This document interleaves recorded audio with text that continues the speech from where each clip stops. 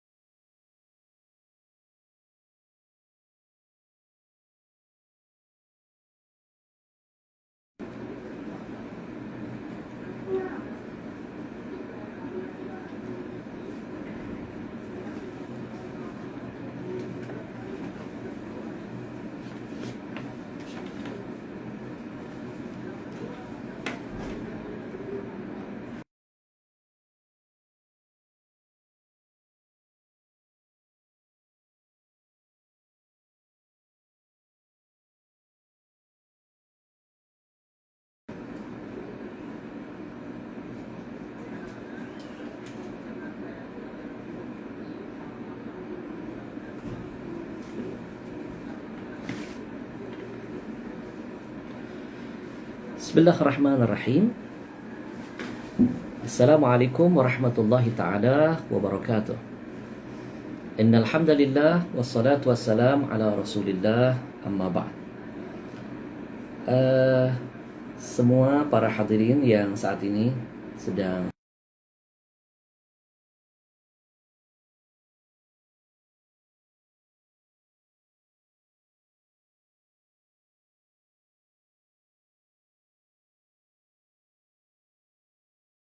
teman-teman yang lain terus bergabung biar faedahnya, manfaatnya juga makin besar tersebar.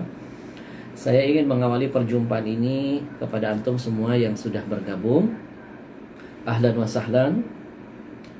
Selamat datang teman-teman sekalian. Kita manfaatkan 30 sampai 1 jam ke depan biar menjadi sesuatu yang bermanfaat untuk kita semua, dunia dan insya Allah sampai akhirat.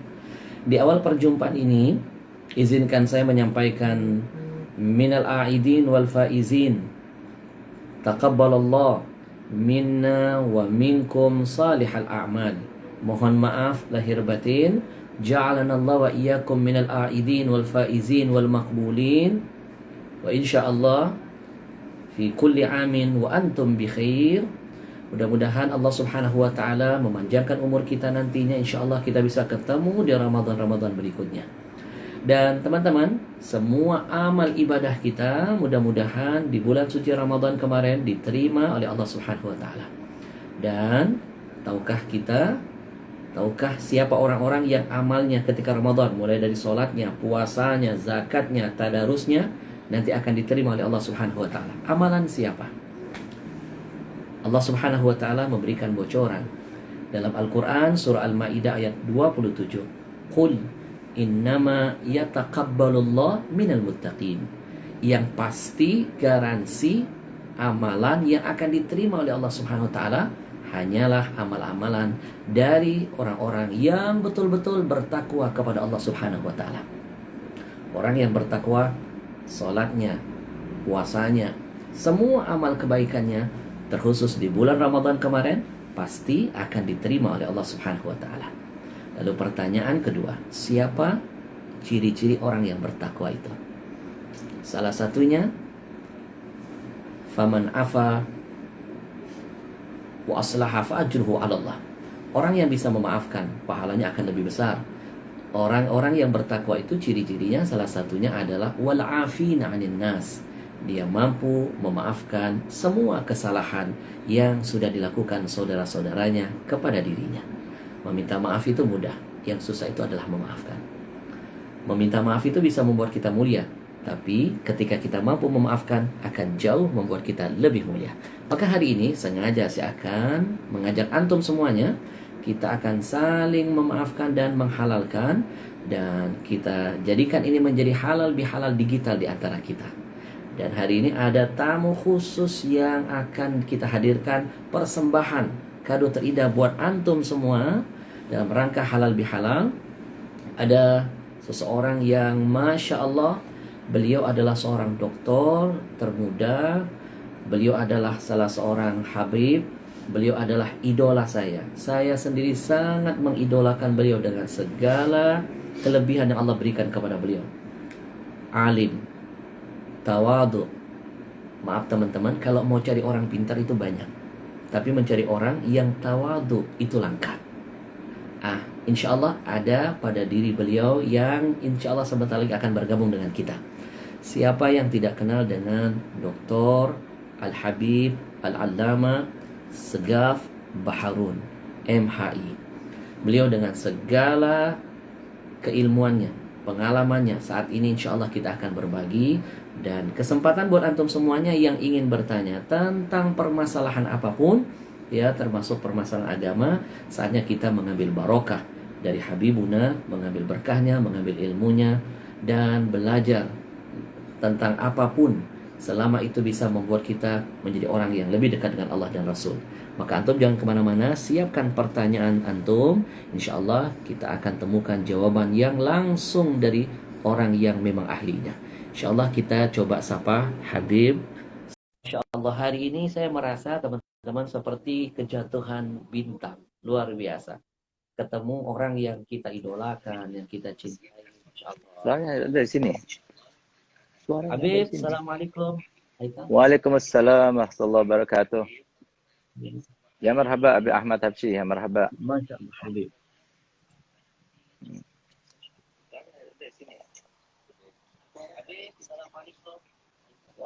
Iya, iya Habib Ahmad. Habib, alhamdulillah suaranya terdengar jelas. Iya, sekarang jelas sudah. Alhamdulillah. Alhamdulillah. Sekarang jelas. Nah. Masya Allah, seperti mimpi bisa melihat sosok yang selama ini kita idolakan. Allah Habib, ana pribadi sangat-sangat muhibbukum jam. Muhibbukum jam. Muhibbukum jam. Sangat-sangat mencintai dan mengidolakan antum dengan segala ketawaduan antum. Masya Allah, Masya Allah. Kita yang muda saatnya belajar dari orang-orang yang seperti antum, Masya Allah. Maka anak-anak muda yang saat ini sedang menyaksikan, ya saatnya kita belajar dari beliau dengan segala ketawaduan dan Masya Allah. Luar biasa, tawadu itu mahal.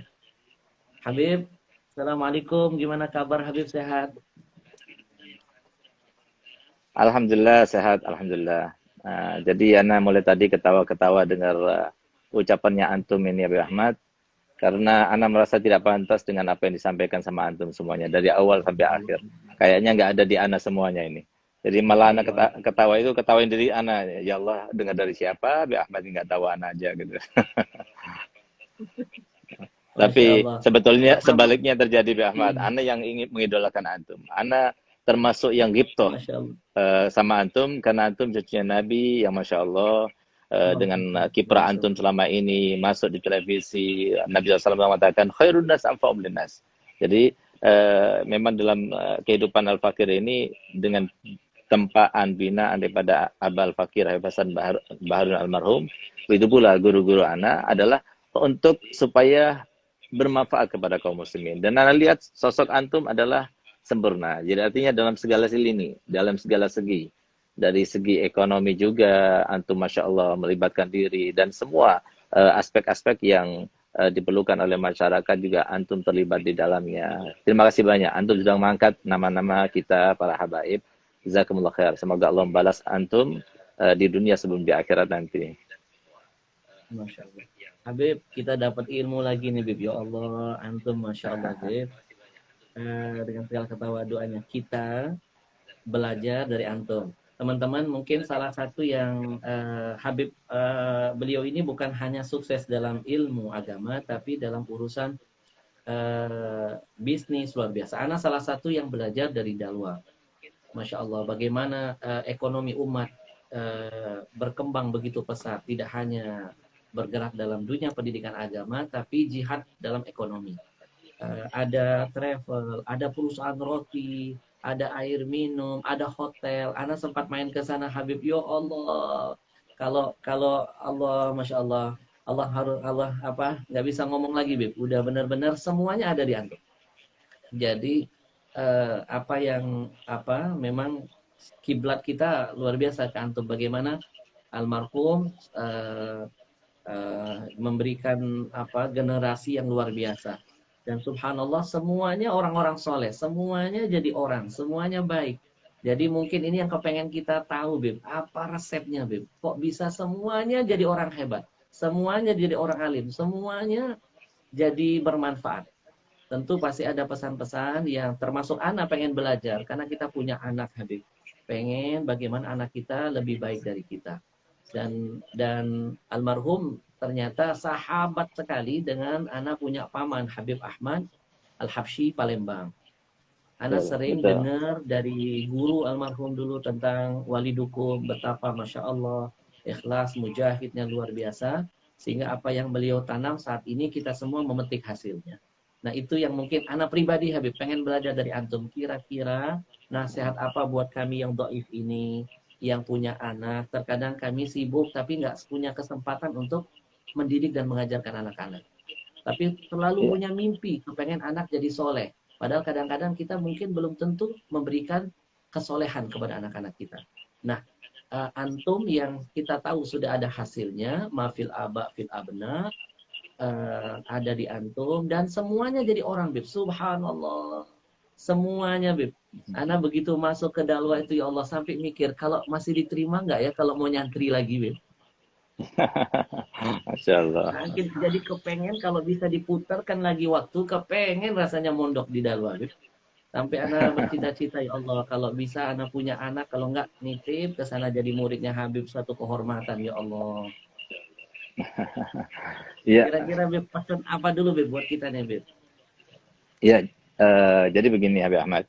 Sebelumnya Anda ucapkan minal aidin wal faizin kepada seluruh penggemar antum yang mengikuti sekarang ini, karena semua yang mengikuti Instagram Anda semuanya itu penggemar antum. Jadi Anda ini cuma nebeng aja. Tapi ala kulli hal mereka ikhwani Ana, kaum muslimin semuanya, Ana ucapkan minal aidin wal faizin kullu amin wa antum bikhair. Dan kemudian yang kedua Anda sampaikan jangan percaya sama Habib Ahmad. Habib Ahmad ini orangnya soleh, husnudzonnya tinggi. Jadi semua yang disampaikan tentang Al-Fakir ini, jadi kalau Al-Fakir kira nggak ada. Gitu. Jadi yang ada itu cuma jauh di atas apa yang menjadi kenyataan. Tapi ala kulli hal, mungkin sedikit berbagi ya, bahwasanya, dan itu kami harapkan juga bisa ditanam di dalam diri anak-anak kami. Jadi begini Habib Ahmad, kami ini anak-anak walidi itu yang mendidik itu memang anak punya abah sama anak punya umi. Jadi memang pendidikan anak itu adalah investasi yang terbaik dunia akhirat. Mau dunia akhirat, investasi terbaik itu adalah anak. Oleh karenanya saya punya kitab, buku yang saya tulis, yaitu buku ke-16 ya, Anakku Investasi Akhiratku. Nah, sebetulnya bukan hanya investasi akhirat, tapi investasi dunia. Jadi berapa banyak orang kaya ketika dia meninggal dunia, maka kemudian kekayaannya itu tidak berhasil dikembangkan, malah kemudian berkurang, bahkan cekcok, kemudian berselisih, pengadilan, sebagainya, sampai akhirnya ada yang bangkrut, ini dan sebagainya, itu yang terjadi. Nah, jadi sebetulnya anak itu adalah sebuah investasi dunia akhirat. Jadi apa yang ditanyakan antum untuk pertama kali, yang awal atau mengawali pertemuan ini, itu sangat-sangat bagus sekali ya, dan sangat tepat sekali. Dan itu yang menjadi sebuah misi dan visi para dai sebenarnya. Karena sebagaimana disampaikan oleh Nabi kita Muhammad SAW, ketika beliau berdakwah ke Taif, dilempari dengan batu, dilempari dengan besi, sampai beliau itu berdarah-darah semuanya. Sampai jangankan sahabat Sayyidina Zaid bin Haritha, ya, bahkan malaikat Jibril saja itu sampai geram, marah betul.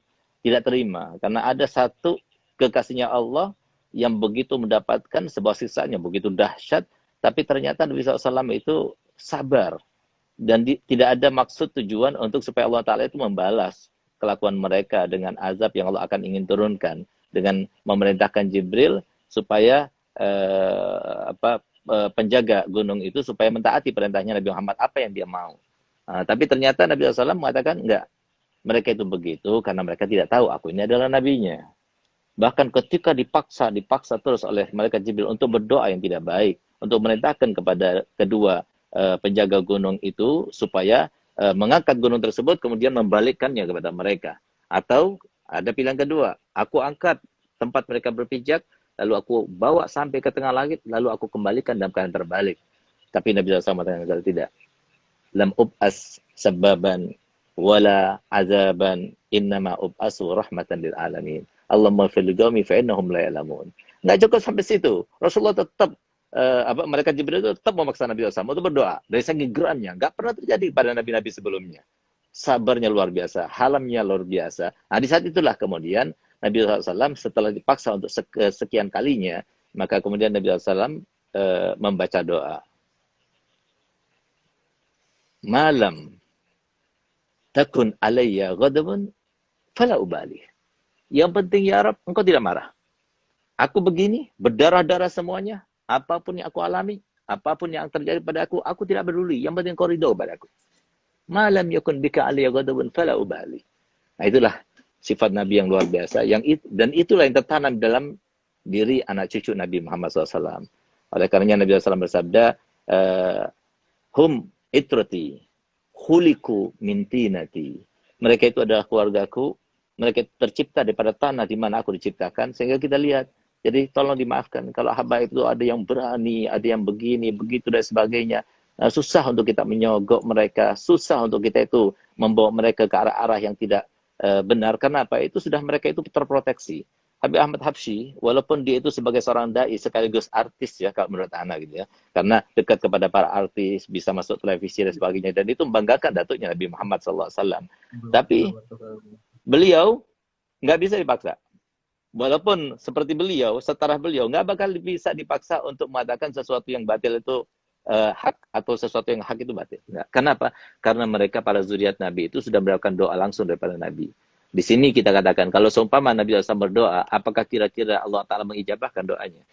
Nah, itulah yang harus kita pikirkan. Di antara doanya Nabi, فَإِنَّهُمْ لَا يُخْرِجُكُمْ عَنْ بَابِ فَإِنَّكُمْ لَا يُخْرِجُكُمْ عَنْ بَابِ هُدَى وَلَمْ يُدْخِلُكُمْ فِي بَابِ ضَلَالَةٍ. Mereka tidak akan mengeluarkan kalian ke dalam dari lingkaran sebuah kebenaran, dan tidak akan masukkan kalian dalam pintu kesesatan.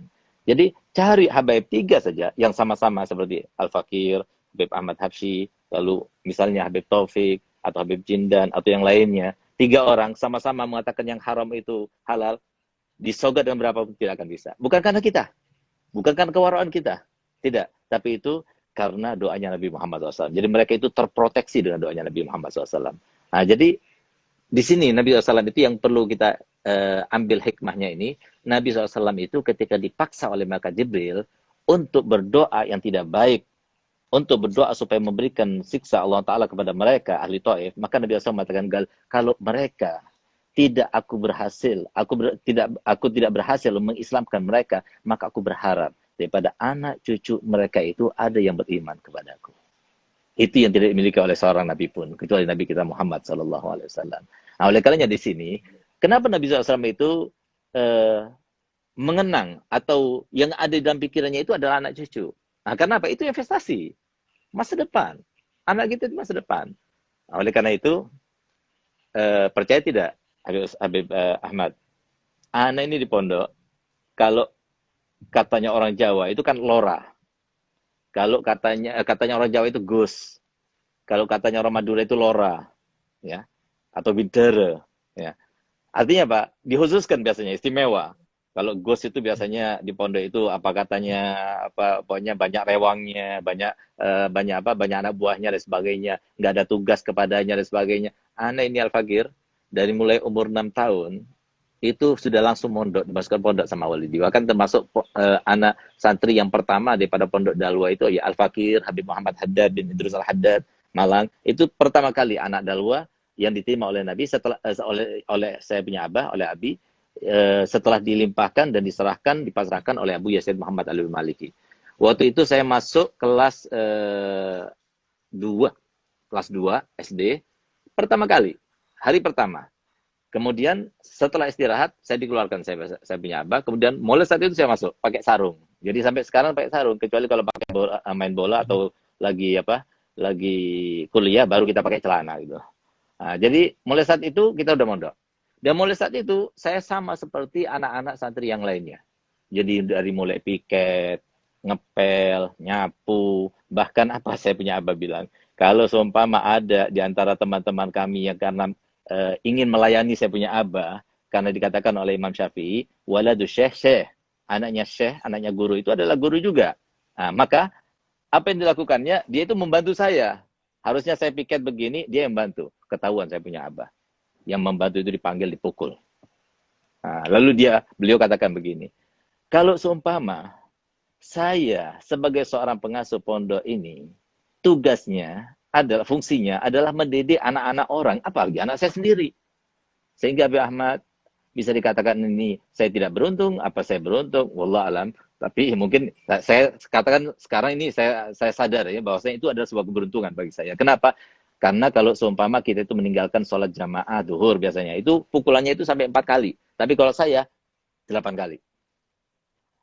Kalau ukuran kekerasan pukulannya itu, ya kalau anak-anak yang lainnya itu 50%, saya 100%. Sehingga saya masih ingat, setiap saya dipukul saya punya abah, itu pasti nangis. Tapi hebatnya, setiap hari saya tetap dipukul. Jadi nggak jera-jera juga gitu. Jadi mungkin berkat anaknya, saya punya abah yang paling banyak dipukul itu ya saya sendiri. Paling banyak kena pukul, saya sama Habib Husin. Kalau Habib Zain sama Habib Ali itu orang soleh itu. Tapi kalau saya emang nakal dulunya gitu loh. Jadi mungkin karena pukul terus jadi barokahnya jadi seperti ini. Nah, jadi mungkin seperti itu. Bahkan saya punya keberkahan tersendiri ya, yang saya dapatkan daripada maha guru kami, yaitu Profesor Dr. Syed Muhammad Alil Maliki rahimahullah rahmatullah, di mana waktu saya punya abah pada akhir umurnya, beliau itu menulis surat kepada Abu Yazid Muhammad Alil Maliki bahwasanya beliau sudah kena jantung koroner dan sangat membutuhkan kepada Habib Zain, saya punya kakak, untuk menggantikan posisinya. Maka subhanallah, dan beliau tidak berani ya, untuk berbicara langsung tidak berani. Beliau tulis di surat, dibaca.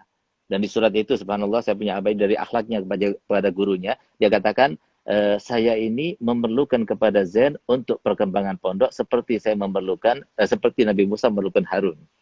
Jadi kata-kata yang indah. Maka di saat itulah kemudian Syed Muhammad Maliki, rahimahullah rahmatullah abrar, dia mengatakan kepada Abi Hasan, ya sudah, saya izinkan untuk pulang. Tapi dengan syarat, Segap harus pulang dulu. Tunjukkan Segap, bawa paspornya, bahwasanya dia itu harus keluar NHI, baru saya akan pulangkan Zain. Jadi Anda nggak tahu itu apa rahasianya kok anak suruh pulang dulu. Padahal belum waktunya pulang. Jadi Habib Zain sudah 7 tahun. Al-Fakir pada waktu itu masih 4 tahun. Jadi harusnya belum waktunya pulang. Tapi jadi syarat izin diperbolehkan Habib Zain pulang itu asalkan saya pulang duluan. Subhanallah, ketika itu kemudian Abu Malik itu mengangkat tangannya begini. Saya pikir dia mau memeluk saya gitu loh. Maka saya buka juga tangannya untuk memeluk beliau. Tapi subhanallah ketika kami mendekat, ternyata saya digigit di bibir sini. Dan subhanallah, gigitannya itu, saya rasa gigi itu ketemu gigi. Jadi sampai bolong, darah itu banyak gitu. Dan Abu Malik itu kalau senang kepada seseorang itu gemesan dia. Gigit hidungnya, gigit telinganya, itu biasanya begitu. Itu darah banyak. Wah, begitu melihat darah itu, Abu Ya ketawa gitu sambil dipeluk, dicium dan sebagainya. Saya lihat ini lubang ini. Jadi sampai ke bawah gitu, darahnya banyak. Nah, saya pikir saya bawa ke rumah sakit dan sebagainya. Katanya saya punya abah, biarkan. Itu Abu Maliki itu melakukan itu karena apa? Ingin memberikan berkah sama kamu. Nanti kamu akan menjadi seorang yang ahli pidato nanti gitu. Subhanallah. Jadi akhirnya betul-betul apa yang dikatakan saya punya abah, saya punya saudara ini, masya Allah tawaduk semuanya. Akhirnya saya yang mendapatkan mandat dan perintah daripada Habib Zain untuk keluar untuk berdakwah. Jadi yang bagian dakwah, bagian menteri luar negeri ya saya ini. Nah, itu semuanya berkat apa? Berkat sakit dulu, digigit dulu gitu. Jadi memang pukulan, didikan dan sebagainya sesuai dengan perintah Nabi SAW. Rahimallahu aban, semoga Allah merahmati seorang ayah yang tidak pernah melepaskan tongkatnya dari bahunya. Jadi artinya apa? Jadi mendidik anak itu antara keras dengan lembut. Jadi saya alhamdulillah bisa mendapatkan pendidikan langsung daripada saya punya abah. Dan di antara pendidikannya yang saya selalu ingat sampai sekarang bermanfaat sekali bagi saya, Habib Ahmad, beliau selalu berpesan pada saya begini. Segaf, kamu dari mulai sekarang sampai kamu meninggal dunia, kamu harus berada di titik nol. Jangan pernah beranjak dari titik nol sampai kamu meninggal dunia. Saya heran. Ya itu kan mudah, titik nol. Titik nol kan titik paling rendah gitu. Tapi ternyata setelah saya jalani kehidupan ini, ternyata berat juga. Karena apa? dengan kita itu diberikan anugerah Allah Ta'ala berupa harta, berupa jabatan, berupa pengaruh, berupa ini, itu, dan sebagainya, maka kita itu mau tetap merasa nol itu sulit sekali gitu. Tapi Alhamdulillah kita berusaha dan tetap berusaha. Saya mohon doanya supaya bisa melaksanakan dan menerapkan wasiatnya saya punya abah. Itu yang pertama. Yang kedua, saya punya abah berkata begini, Segaf, kamu harus merasa bahwasanya diri kamu itu paling rendahnya orang. Kalau kamu sudah berhasil seperti itu, kamu hidup di antara masyarakat, di antara manusia dalam keadaan enak. Nggak ada tuntutan. Orang itu banyak susah, banyak pikiran, sedih, gelisah, dan sebagainya. Itu karena banyak tuntutannya kepada orang. Padahal orang itu nggak bisa berbuat apa-apa. Yang bisa berbuat itu hanya Allah SWT. Nah, oleh karena itu, kalau kamu sudah berhasil, nanti kamu kalau ketemu sama orang lain, lalu orang lain itu kemudian di dalam keadaan itu kamu itu dihormati, dimuliakan, kamu akan katakan, Masya Allah, orang seperti saya dihormati, dimuliakan. Seperti tadi Habib Ahmad memuji saya. Demi Allah, saya merasa tidak pantas dengan pujian itu. Sehingga saya katakan, Masya Allah, Habib Ahmad, sosok yang luar biasa. Dia itu husnudzon, akhlaknya baik, dan sebagainya. Tapi kalau seumpama saya tadi dikata-katai Habib Ahmad, Segaf itu begini, begitu, dan sebagainya, saya senang gembira. Kenapa? Itu berarti karena dosanya saya yang banyak. Gitu. Itu diantara wasiat yang dibawakan saya punya abah. Gitu. Jadi, saya punya abah itu berkata begini, Segaf, pantas nggak kamu itu merasa seperti itu? Iya, gimana, Bi? Coba lihat, pikirkan baik-baik, evaluasi diri kamu. Kamu sekarang dimuliakan, kenapa kamu dimuliakan? Karena kamu punya ilmu. Ilmu itu datang dari mana? Bagaimana kau bisa belajar? Kenapa orang lain itu tidak mau belajar? Kenapa kamu yang mau belajar? Lalu kenapa kau mudah itu menghafal? Lalu kenapa kau itu mudah untuk mendapatkan guru yang baik-baik? Lalu kenapa kamu itu bisa menghafal? Lalu kenapa kamu itu bisa mengerti? Lalu kenapa kamu... Semua itu dari mana? Allah. Lalu usaha kamu apa? Upaya kamu apa? Berarti semua dari Allah. Pantaskah kemudian kamu itu sombong dengan sesuatu yang bukan milik kamu? Nah, itu yang selalu dikatakan oleh saya punya abah. Nah, sehingga sebetulnya dakwah ini kalau menurut saya berat sekali. Jadi saya itu setiap melihat agenda saya waktunya dakwah itu berat sekali. Artinya bukan sesuatu yang mudah. Karena apa? Saya harus bertemu dengan orang, harus diselamani orang, dicium tangannya oleh orang. Jadi seperti dikatakan oleh Habib Bakar Adani, setiap ada orang yang mencium tangan saya, berarti orang itu seakan-akan menampar saya. Kalau ada orang yang mencium kaki saya atau lutut saya, berarti dia itu seakan mencungkil mata saya. Jadi yang berat itu dalam dakwanya bukan bicara. Kalau bicara saya sejam, 2 jam, 3 jam, sampai 4 jam saya mampu. Tapi yang berat itu sebelumnya dan setelahnya. Untuk tetap berada di titik nol. Semuanya karena Allah. Semuanya untuk menyenangkan jaddan Nabi SAW. Dan setiap habaib pasti mempunyai sifat dalam hatinya untuk membanggakan datuknya. Itu ada sifat yang bukan milik perorangan, tapi dari Rasulullah SAW. Bahkan para habaib sekarang ada di Indonesia maupun di tempat lainnya. Itu sebagai rahmatnya Nabi untuk umat ini. Tidak ada orang yang lebih rahmat, melebihi daripada para keluarga Nabi. Itu karena rahmatnya Nabi Muhammad SAW untuk umat ini, untuk masyarakat ini. Oleh karena itu, berat. Kita dipanggil Habib berat sekali. Nggak mudah. Gelar Habib itu nggak mudah. Artinya kita harus menampakkan akhlak yang baik. Belum tentu pantas kita dikatakan Habib. Habib itu adalah orang yang dikasihi, orang yang disayangi.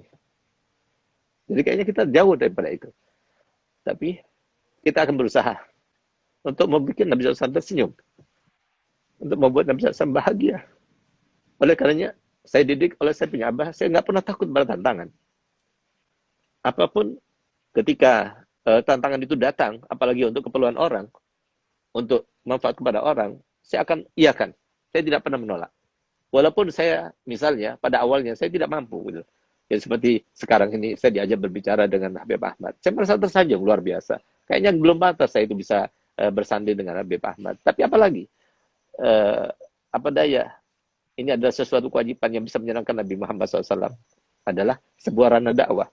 Dan saya terima kasih diberikan kesempatan semacam ini. Semoga dengan cara semacam ini Nabi SAW itu bangga dengan saya, ridho dengan saya, dan semoga kaum muslim itu bermanfaat. Karena biar kita tahu saja bahwasanya kenapa Nabi Muhammad SAW itu selalu berpesan di dalam hadisnya, Innama ana basyarun mislukum. Aku ini manusia biasa sama seperti kalian. Selalu beliau katakan dalam hadisnya, bahkan dalam Al-Quran ditunjang juga. Nabi SAW itu manusia biasa. Kenapa berkata demikian? Bahwasanya kita ini punya sama seperti manusia, bisa bahagia, bisa kecewa, punya angan-angan, punya cita-cita. Nabi Muhammad juga punya cita-cita.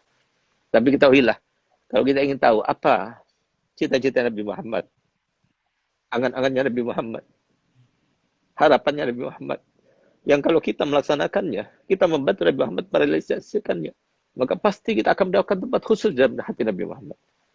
Apa itu? Tidak ada satu orang pun daripada umat Nabi Muhammad kecuali masuk surga bersama Nabi Muhammad. Itu harapannya Nabi Muhammad. Oleh karena itu kita melihat semua umat Nabi Muhammad, yang laki, yang perempuan, yang ahli maksiat, yang bukan ahli maksiat, semua itu disayang dan dicinta oleh Nabi Muhammad luar biasa. Bahkan kalau kita ingin tahu bagaimana cintanya Nabi Muhammad kepada mereka, Nabi Muhammad dan suatu hadis, beliau bersabda, Wallahi, innil arhamukum asyadu rahmatan min rahmati abaikum lakum wa min anfusikum li anfusikum. Demi Allah, kami mencintai kalian melebihi daripada cinta orang tua kalian terhadap diri kalian, bahkan melebihi daripada cinta kalian sendiri terhadap diri kalian. Apakah Nabi SAW adalah seorang yang suka mengaku saja tanpa ada bukti? Dibuktikan. Beliau bersumpah dengan mengatakan, demi Allah, lau yushaku ahadukum bisyaukatin fi rijlihi la ajidu ala ma fi qalbi. Demi Allah, kalau seumpama ada salah satu daripada kita terkena duri, kakinya sakit bukan? Beliau bersumpah, demi Allah aku rasakan sakitnya dalam hatiku. Itu cinta Nabi Muhammad kepada seluruh umat. Jadi kita cintai mereka semuanya. Gimana kita nggak sedih? Sekarang kita lihat berapa banyak anak yang berani pada orang tuanya. Berapa banyak istri yang berani kepada suaminya. Berapa banyak para koruptor. Berapa banyak orang yang mengambil haknya orang lain. Berapa banyak orang yang bertransaksi dengan transaksi yang salah. Berapa banyak orang yang bermuamalah. Muamalah yang semuanya itu jauh daripada ajaran Nabi Muhammad SAW. Itu yang membuat Nabi Muhammad SAW jadi sedih. Karena apa? Harapannya Nabi Muhammad, semuanya umatnya ini semuanya dicintai masuk surga bersama Nabi Muhammad. Itulah harapannya. Oleh karena itu para hadirin yang dimuliakan Allah Ta'ala, anak itu adalah investasi terbaik bagi kita. Harus kita perhatikan. Dan tidak akan selamat camkan baik-baik kata-kata anak. Anak alhamdulillah pengalaman belajar di pondok iya, belajar di Oman juga iya. S1 saya di Dalwa, S2 saya di Unsuri Surabaya, S3 saya di UIN Malang. Dan alhamdulillah saya katakan di sini dan saya nyatakan bahwasanya nggak mungkin selamat anak kita daripada fitnah dunia yang sekarang ini luar biasa, kecuali kalau kita masukkan pondok pesantren. Itu yang pertama. Kalau semua kita itu keberatan untuk masukkan pondok pesantren, maka masukkan madrasah diniyah. Sekarang pondok pesantren dimanapun sekarang sudah ada ijazahnya. Dengan ijazah itu kita bisa melamar kerja apapun juga bisa. Nah, kemudian yang ketiga, kalau nggak bisa juga ikuti majelis-majelisnya ulama, ikuti ulama, ikuti majelis online, ulama dan sebagainya. Hanya dengan itu kita selamat. Kenapa? Ilmunya Nabi kita Muhammad itu bukan karena yang membawanya, tidak. Ilmunya Nabi Muhammad itu fungsinya itu adalah membawa semua umat ke ranah kebahagiaan, keamanan, kesejahteraan, kesentosaan di dunia, juga di akhirat nanti. Jadi mungkin itu Habib Ahmad yang perlu harus sampaikan gitu. Itu diantara pesan-pesan dan didikan saya punya abah kepada anak-anaknya. Masya Allah Habib, benar-benar, aduh, Masya Allah, nastafid minkum katsir, pelajaran yang sangat berharga. Dan benar-benar ini satu cambukan buat anak fakir khususnya, dan mungkin semua yang sedang menyaksikan, yang selama ini kita terlena. Kita sibuk dengan urusan kita, tapi kita tidak mempersiapkan investasi yang tadi sudah Habib sampaikan. Kita lupa bahwa anak itu bisa membuat kita mulia di dunia, bisa juga membuat kita hina di dunia. Dan terlebih lagi bisa membuat kita masuk surga atau kita dikeluarkan dari surga. Habib, jazakumullah, ini nasihat yang sangat-sangat berharga. Izinkan kita untuk nanti mengamalkan dan mengajarkan itu kepada anak-anak kita. Habib, ada permintaan sebenarnya dari jamaah yang lewat WA, minta kalau ketemu Habib katanya minta ijazah dulu nomor 1. Apa yang bisa kami amalkan? Langsung dari Habib katanya ijazahnya, biar semua juga yang menyaksikan dapat sesuatu yang sangat berharga yang bisa terus menjadi amalan buat kami untuk terus berada di jalan Allah SWT. Ijazahnya apa Habib? Ya, jadi ada satu hal yang perlu disampaikan dan itu merupakan sebuah rahmat ya.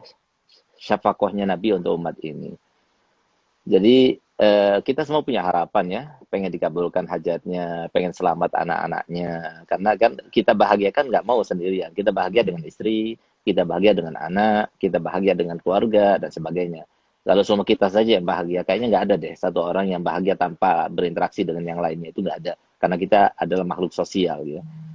Sementara di antara sebab-sebab terkabulnya hajat kita, harapan kita tercapaikan, itu kan dengan wasilah membaca Yasin ya, dan lain sebagainya. Maka subhanallah, tepatnya pada tahun 2016 ya, itu salah satu daripada putra ayah saya bermimpi Nabi SAW. Di dalam mimpinya itu beliau diajarkan salawat, dan itu namanya salawat al-bushra. Nah, subhanallah, begitu yang bermimpi itu bangun, maka dia langsung hafal. Nah, kemudian kata Nabi SAW kepada yang bermimpi itu, yang baca salawat ini habis salat subuh sebanyak 41 kali, maka sama halnya atau khasiatnya seperti orang yang baca Yasin sebanyak 41 kali. Di dalam mengabulkan hajat, mudahkan urusan, dan melapangkan segala macam kesulitan. Dan ini subhanallah, Habib Ahmad, ini salawat ini luar biasa, mujarab gitu. Untuk keluarga sakinah, untuk mendapatkan anak-anak supaya taat kepada orang tuanya, ruku di antara saudara, kemudian dunia melimpah, luar biasa. Itu biasanya rata-rata durasinya itu 3 bulan aja. Itu insya Allah semua harapan-harapan itu dikabulkan gitu. Nah, jadi mungkin ini salawat yang perlu diijazahkan kepada masyarakat. Karena apa? Karena ini salawatnya Nabi, ya, salawatnya Nabi yang diajarkan, Nabi yang mengajarkan. Gitu. Nah, jadi namanya salat al-bushra. Al-bushra itu, kata al-bushra itu kan kabar gembira, salat kabar gembira. Subhanallah, ya Ahmad, salah satu contoh ya, ada satu orang, dia punya utang kepada bank, dan waktu terakhir untuk membayar itu hari besok ini. Kalau enggak, maka akan dilelang rumahnya atau gimana gitu ya. Subhanallah, dia datang pada saya jam 8 malam, saya kasih salawat itu. Saya katakan, coba baca salawat itu yang banyak, minta pada Allah Ta'ala. Dan rahasianya salawat al-bushra itu, ketika kita baca salatan tubasyiruna biha. Waktu kita baca salatan tubasyiruna biha, maka niatkan apa hajat kita dalam hati kita. Insya Allah terkabulkan. Nah, subhanallah, dia baca. Jam 12 malam, itu ada temannya yang sudah lama tidak ketemu, sekitar 15 tahun nggak ketemu. Dia itu pernah taruh uang sama dia, dan kemudian awalnya maksudnya mengkhianati gitu. Jadi uang itu dibawa, kemudian tidak dikasih faedah dan sebagainya. Sampai setelah 15 tahun, akhirnya apa? Dia telepon tiba-tiba dan dia bilang, aku minta maaf, pernah meninggalkan kamu, mengkhianati kamu dan sebagainya. Dan sekarang saya akan membayar itu semuanya. Saya akan kembalikan modalnya dan keuntungannya sekaligus. Subhanallah, dia dapatkan uang sekian yang cukup untuk bayar hutangnya, bahkan lebih. Nah, jadi sesuatu yang luar biasa. Ada lagi yang lebih aneh lagi, ada satu orang yang sudah kena impoten 2 tahun. Nah, semoga kita dijauhkan daripada penyakit impoten. Karena kalau sudah kena penyakit impoten, lebih baik mati aja. Nah, gitu. Nah, subhanallah, dia datang pada anak. Akhirnya, saya berikan ijazah salat bushra ini. Baca salat bushra ini. 1 minggu datang pada anak, bawa oleh-oleh banyak. Alhamdulillah, Beb, berkat salat bushra sudah on lagi, Beb. Siapa tahu. Jadi kita semuanya termasuk yang mendapatkan kabul hajat berkat salat bushra. Jadi mungkin sekarang ya, saya akan ijazahkan. Saya akan baca, kemudian para hadirin semuanya, pemirsa semuanya, ikuti saya, lalu saya akan berikan ijazahnya. Alafu Abi Ahmad, ana menggurui antum ya, atau apa? Ana izin dulu sama antum. Kalau diizinkan, ana ijazahkan. Kalau nggak diizinkan, jangan. Ya, kita yang harus izin sama antum, Beb. Jangan, Beb. Ya, Bismillahirrahmanirrahim. Bismillahirrahmanirrahim. Allahumma salli wa sallim ala sayyidina Muhammadin sahibil bushra salatan tubashiruna biha wa ahlana wa auladana wa jami'a masyaikhina wa muallimina wa talabatana وطلبتنا وطالباتنا من يومنا وطالباتنا هذا من يومنا إلى هذا يوم الآخرة. إلى يوم الآخرة. Nah, jadi kalau seumpama bacaannya benar seperti yang saya baca, karena sesuai dengan seperti yang disampaikan oleh Nabi SAW kepada yang bermimpi. Dan diantaranya disampaikan di situ kan jami'a masyaikhina wa mu'allimina wa talabatana wa talibatina. Harusnya jami'a masyaikhina wa mu'allimina wa talabatina wa talibatina. Tapi kata Nabi enggak, jangan. Talabatana wa talibatina. Kenapa? Karena li ajil yatamayyaz bainat talmaza wal masyayikh, supaya beda antara makom guru sama makom anak murid. Nah, jadi dan kalau soal kita baca jami'a masyaikhina wa muallimina wa talabatina wa talibatina, enggak enak malah. Nah, itu pun juga dari Nabi. Jadi harokatnya juga dari Nabi. Nah, oleh karenanya kalau benar bacaannya seperti yang saya baca tadi, maka antum semuanya yang mendengar secara langsung, ya, saya berikan ijazah untuk membacanya. Dan saya berikan ijazah untuk berikan ijazah kepada yang lainnya. Karena ini sholat Nabi, silahkan disebar. Yang penting satu, jangan dikomersilkan. Insya Allah dengan berkat sholat Bushra, dan kita ini termasuk yang tidak ada mencegah rahmat Allah, insya Allah akan terkabulkan. Jadi dibaca setiap hari sholat Bushra 41 kali habis sholat subuh. Kalau sudah hafal, hanya 7 menit saja. Kalau kita baca Yasin 41 kali, 2 jam setengah. Tapi kalau kita baca sholat Bushra 41 kali, hanya 7 menit saja. Tapi insya Allah seharian itu selalu ada kabar gembira dan dijauhkan daripada perkara-perkara yang tidak kita inginkan. Masya Allah Habib. Hari ini kita dapat harta karun yang terpendam. Masya Allah. Luar biasa. Jadi teman-teman mungkin yang belum mencatat ya, salawat Bushra ini dibaca 41 kali Habib setiap habis subuh. Ya, betul. Nanti insya Allah semua problema permasalahan akan Allah hadirkan solusinya. Nah, ini yang Masya Allah, sesuatu yang tidak semua orang bisa mendapatkan ini. Ini rahasia yang terpendam. Ini sebenarnya teknik untuk bisa menggali harta karun itu, Bib. Antum bisa aja. Dari ijazah. Ya, Dari ijazah. Ya, mohon ridho izin, nanti kita akan sebarluaskan biar umat makin cinta dengan Rasul, makin bertawasul dengan Rasulullah SAW. Habib, baik. Ada pertanyaan juga Habib yang mampir bertanya. Mungkin setelah ini kalau biiznikum Habib kita buka kolom komentarnya. Silakan. Ana free, Ana kosong aja. Ya. Silakan, Habib. Mohon maaf teman-teman kalau tadi kita matikan dulu kolomnya karena kita ikraman, takriman wa ta'ziman lil Habib.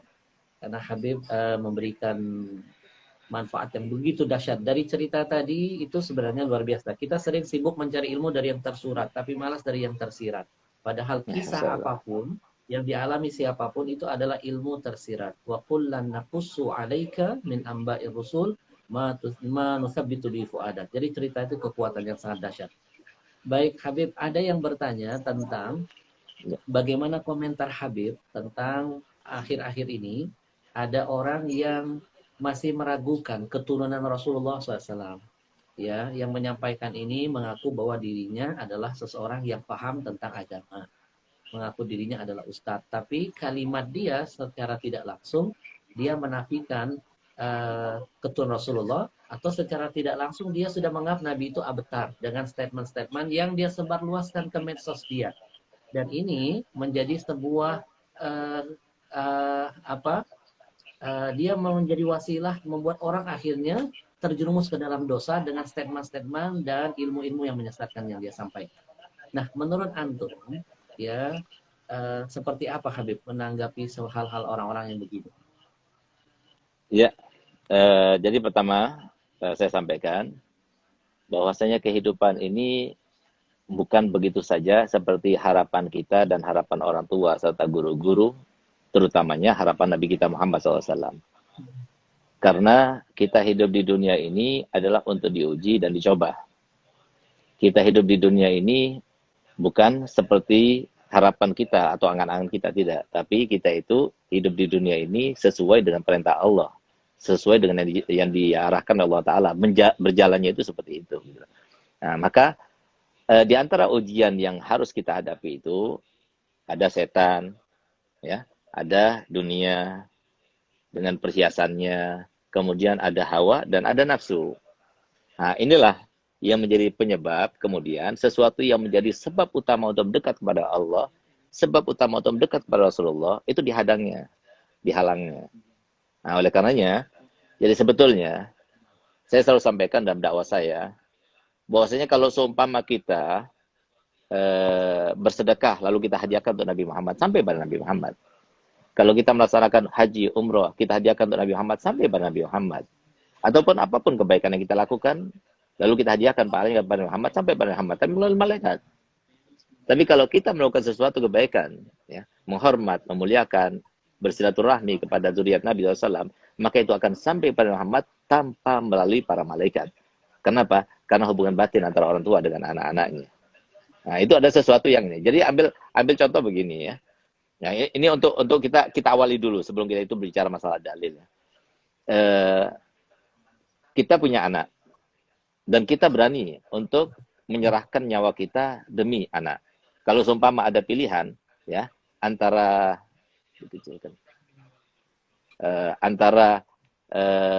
kita hidup atau anak kita yang mati atau anak mati, kita lebih baik kita yang mati, jangan anak yang mati. Nah, itu dari cinta orang tua terhadap anaknya. Nah, sekarang kalau seumpama kita punya cucu, katanya seorang kakek itu, dia itu lebih sayang pada cucu lebih daripada anak. Nah, bahkan kalau dia itu punya buyut, itu lebih sayang lagi. Nah, itu yang terjadi. Cuma masalahnya kadang-kadang orang itu tambah tua, perasaannya itu tambah sudah kurang karena kerusakan di otaknya dan sebagainya. Tapi Nabi SAW itu sempurna. Nabi SAW itu sempurna dalam otaknya, sempurna dalam semua komponennya sempurna. Sehingga apa? Sehingga safakoh yang dirasakan oleh orang tua kepada anak cucunya tambah jauh itu tambah sayang. Nah, buktinya banyak ya, cerita-cerita banyak yang menunjang akan hal ini ya. Nah, itu untuk supaya kita tahu saja. Misalnya saya mengajar, Habib Ahmad mengajar. Kemudian anak kita ini ikut sama kita. Lalu anak kita dihormati, dimuliakan. Kira-kira kita senang nggak gitu? Senang kan gitu. Sebagai seorang manusia kan pasti senang gitu kan. Ini anak saya dihormati, dimuliakan. Tapi sebaliknya, kalau seumpama saya sedang berdakwah, saya sedang mengajar, saya bawa anak saya, ternyata anak saya itu disengkat kakinya sampai terjatuh, tersungkur misalnya. Saya tidak akan balas, tapi saya kecewa. Kenapa sampai murid saya itu melakukan yang semacam ini? Sampai-sampai Imam Syafi'i sendiri mengatakan anak guru itu bagaikan guru. Waladu syekh katanya. Kenapa? Untuk menghormati seorang guru. Nah, ini kalau seumpama itu kita perlakukan dan itu kita rasakan, bagaimana dengan Nabi Muhammad SAW? Oleh karenanya, di antara arti yang tersirat, ya, yang kedua setelah saya sampaikan tadi, kenapa Nabi SAW selalu mengatakan, Inna ma'ana basyarun mislukum. Aku ini manusia biasa, sama seperti kalian. Kenapa? Nabi Muhammad juga punya perasaan. Nabi Muhammad juga bisa kecewa. Walaupun Nabi SAW punya akhlak, Nabi Muhammad bisa kecewa. Nah, jadi di antara kecewaan itu kalau seumpama anak cucunya dihina, dinistakan, kemudian dihujat, difitnah, dicaci maki, diusir. Nah, itu artinya Nabi SAW jelas kecewa dalam hatinya gitu. Yang diusahakan, yang diupayakan, yang sampai Nabi SAW itu bersujud sampai bengkak kakinya, tidak pernah Nabi SAW berdoa untuk dirinya, tapi semua untuk umatnya. Bahkan nyawa yang dirasakannya sakit ketika terlepas, itu pun jika dia itu minta pada Allah Ta'ala supaya semua rasa sakit umat yang akan dirasakan, dia yang menanggungnya. Kemudian kita membahas Nabi SAW dengan cara semacam itu kepada anak cucunya. Nah, sedangkan kalau kita itu bicara dalil, ya jelas sekali ya. Kita semuanya kan menunggu Imam Mahdi. Imam Mahdi siapa? Tanyakan kepada orang-orang yang tidak suka kepada zuriat Nabi. Siapa Imam Mahdi? Imam Mahdi itu semua disepakati. Ulama manapun pasti sepakat. Dia itu adalah zuriat Nabi. Loh, kenapa kok Imam Mahdi itu diakui, lalu yang lainnya nggak diakui? Nah, kalau Imam Mahdi ada, lalu keturunannya siapa? Nggak punya saudara memang? Nggak punya paman memang? Nggak punya saudara kakek memang? Nah, gitu. Jadi tentunya ada. Kemudian Nabi SAW bersabda dalam hadis sahih, kullu nasabin wa hasabin yang kote illa hasabi wa nasabi la yang kote illa yaumil qiyamah. Setiap kemuliaan keluarga, dulu ada keluarga Majapahit, ya, ada keluarga Pajajaran. Itu mulia dulu, dimuliakan di Nusantara ini. Sekarang mana? Sudah habis. Seperti yang disampaikan Nabi Muhammad SAW. Nah, begitu pula nasab seseorang. Ada orang yang menjaga nasabnya, tapi nanti suatu waktu pasti terputus. Kecuali kata Nabi Muhammad, kemuliaan keluargaku dan juga kemuliaan nasabku itu tetap akan terjaga sampai hari kiamat. Jadi para hadirin yang dimuliakan Allah Ta'ala, itu nasab-nasab para habaib yang ada di rumah, itu bukan untuk bangga-banggaan, tidak sama sekali. Tapi itu dengan sendirinya ada keinginan dalam hati untuk menjaga Untuk apa? Supaya terjaga. Keturunan itu supaya terjaga. Jadi saya sendiri punya anak ya yang laki sekian, itu yang tercatat di Robita Alawiyah itu baru 3. Jadi untuk mencatatnya itu harus ada saksi. Harus bersumpah kita. Bahkan suatu waktu ketika datuknya para habaib, ya, Al-Habib Ahmad bin Isa, Sayyidina Ahmad bin Isa Al-Muhajir, yang hijrah pertama kali dari Baghdad menuju ke Tarim, ke Hadramut ya. Nah, pada waktu itu dia itu diragukan sebagai keturunan Nabi karena dia itu mengaku sebagai keturunan Nabi, dia itu sempat diragukan. Maka kemudian dia perintahkan Sayyidina Ubaidillah, putranya Sayyidina Ahmad, untuk melaksanakan haji bersama mereka, bersama rombongan dari Yaman untuk berangkat haji bersama-sama. Sesampainya di Mekah, setelah sekian lama, mereka semua di dunia berkumpul ya di Mekah untuk melaksanakan tawaf, apakah itu tawaf ifadah, tawaf wada, atau tawaf. Waktu itu beliau itu sengaja naik ke atas Hijr Ismail. Jadi Hijr Ismail itu yang di dekatnya Ka'bah itu ya. Nah, yang biasanya taruh suatu barang yang hilang itu taruh di atasnya dan sebagainya. Itu Hijr Ismail tuh. Dia naik ke atas sana. Kemudian dia mengatakan, "Ya ahla Baghdad, wahai orang-orang di Baghdad, tahukah kalian siapa aku?" Maka kemudian mereka berteriak, "Siapa yang tidak tahu kamu? Kamu adalah Ubaidillah bin Ahmad Muhajir, bin Isa, bin Nagib, bin terus-terus sampai kepada Nabi Muhammad SAW." Maka disinilah kemudian dicatat pada waktu itu kesaksian dan pengakuan daripada mereka yang tahu dengan silsilah pada Sayyidina Ubaidillah itu sebanyak 200 catatan.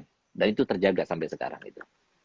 Nah, dan catatan itulah yang terus terjaga dan dijaga oleh para habaib ini supaya terus keturunan itu. Nah, jadi itu diantaranya. Kemudian Nabi SAW di dalam hadis Sahih Muslim kan mengatakan begini, innama ana mur'un magbud. Aku ini adalah manusia biasa yang sebentar lagi mungkin aku akan diambil nyawanya. Wa ana tarikum fikum as-saqalain, tapi aku tinggalkan bagi kalian 2 hal. Nah, memang disebutkan as-saqalain ini oleh orang Arab karena memang 2 hal itu berat. Jadi untuk melakukannya itu berat, untuk melakukannya itu berat, ya. Untuk mengamalkan apa yang disampaikan Nabi itu berat, makanya dikatakan as-saqalain. Apa itu? Ma in tamassaktum bihi ma lan tadillu ba'di abada. Kalau kalian berpegang teguh dengan keduanya, kalian tidak akan tersesat untuk selama-lamanya. Yang pertama kata Nabi Muhammad, kitab Allah fihi nur wal huda fastamsiku bihi. Yang pertama adalah kitab Allah, di situ ada cahaya, di situ ada petunjuk. Berpeganglah dengan Al-Qur'an. Lalu yang kedua, wa itrati ahli baiti, dan keluargaku, keturunanku. Allah fi ahli baiti. Allah fi ahli baiti. Allah uzakkirukumullah fi ahli baiti. Uzakkirukumullah fi ahli baiti. Hati-hati, aku ingatkan kalian terhadap keluargaku. Kenapa Nabi SAW itu di dalam hadis Sahih Muslim, ya, hadis Sahih Muslim. Kalau yang dikatakan kitab Allah wa sunnati, itu kan hadis mustadrak ya Imam Hakim, dan itu pun di dalam riwayatnya itu masih ada sebuah sela ya. Nah, tapi kalau ini hadis Sahih Muslim. Ya, Sahih Muslim. Kenapa kok ini yang tidak dibawa oleh para ulama-ulama itu? Supaya supaya masyarakat itu tahu ada habaib. Kalau seumpama habaib itu sudah nggak ada, terputus, ya buat apa Nabi SAW mengatakan uzakirukumullah fi ahli baiti, uzakirukumullah fi ahli baiti. Dan kenapa Nabi SAW mengatakan kalau kalian berpegang teguh dengan keduanya, kalian akan selamat untuk selama-lamanya? Buat apa? Berarti Nabi SAW tidak mengerti dong. Nggak punya mukjizat dong, nggak tahu dengan apa yang terjadi setelahnya dong. Nah, harusnya seperti itu kan. Nah, berarti apa ini menandakan bahwasanya zuriyah itu selalu ada. Cuma memang begini, habaib itu sepanjang masa, sepanjang waktu ya, mabghud wa mahbub. Yang dibenci ada, yang dicintai juga ada. Artinya yang benci ada pasti, yang mencintai juga pasti ada. Dan habaib itu tidak akan mendapatkan kemuliaannya sesungguhnya kecuali kelak nanti di akhirat dan ketika keluarnya Imam Mahdi. Di saat itulah akan tampak sebenarnya kemuliaan daripada habaib zuriat Nabi. Yang adanya mereka sebagaimana disampaikan oleh Nabi SAW dalam hadis sahih. Ahlu baiti amanun li ahli ardi kan nujumi amanun li ahli sama. Fa idza dhahaba ahlu baiti jaa ahlal ardi minal ayati ma kanu ya'adun. Keluargaku ini di muka bumi fungsinya itu adalah sebagai penjuru aman, pemberi aman. Bahkan Al-Habib Abdullah bin Muhsin Al-Attas Empang, salah satu kutub yang ada di Indonesia, kutub itu adalah rajanya wali. Ya, di Empang Bogor itu beliau katakan kalau beliau itu berdakwah ke suatu kota atau suatu desa, kemudian beliau dipersilakan untuk menginap di sana, dia tanya di situ ada Habibnya nggak? Kalau nggak ada Habibnya dia nggak mau menginap di situ. Karena apa? Ketika ditanya Galia, karena nggak ada habaib di situ, maka di situ insya Allah ada keamanan. Jadi beruntung yang bertetangga dengan habaib, beruntung yang berkeluarga dengan habaib, dan beruntung bagi yang selalu belajar dan menemani para habaib insya Allah. Jadi mungkin begitu Habib Ahmad. Baik. Habib, ada sebuah ucapan Nabi SAW, Habib. Menurut Habib gimana? Yang kalau Rasulullah SAW, man sona'a ila ahadi min waladi Abdul Muttalib yadan falam yukafi'ahu biha fid dunya fa'alayya mukafa'atahu gadan idza laqini. Jadi apakah hadisnya juga berlaku?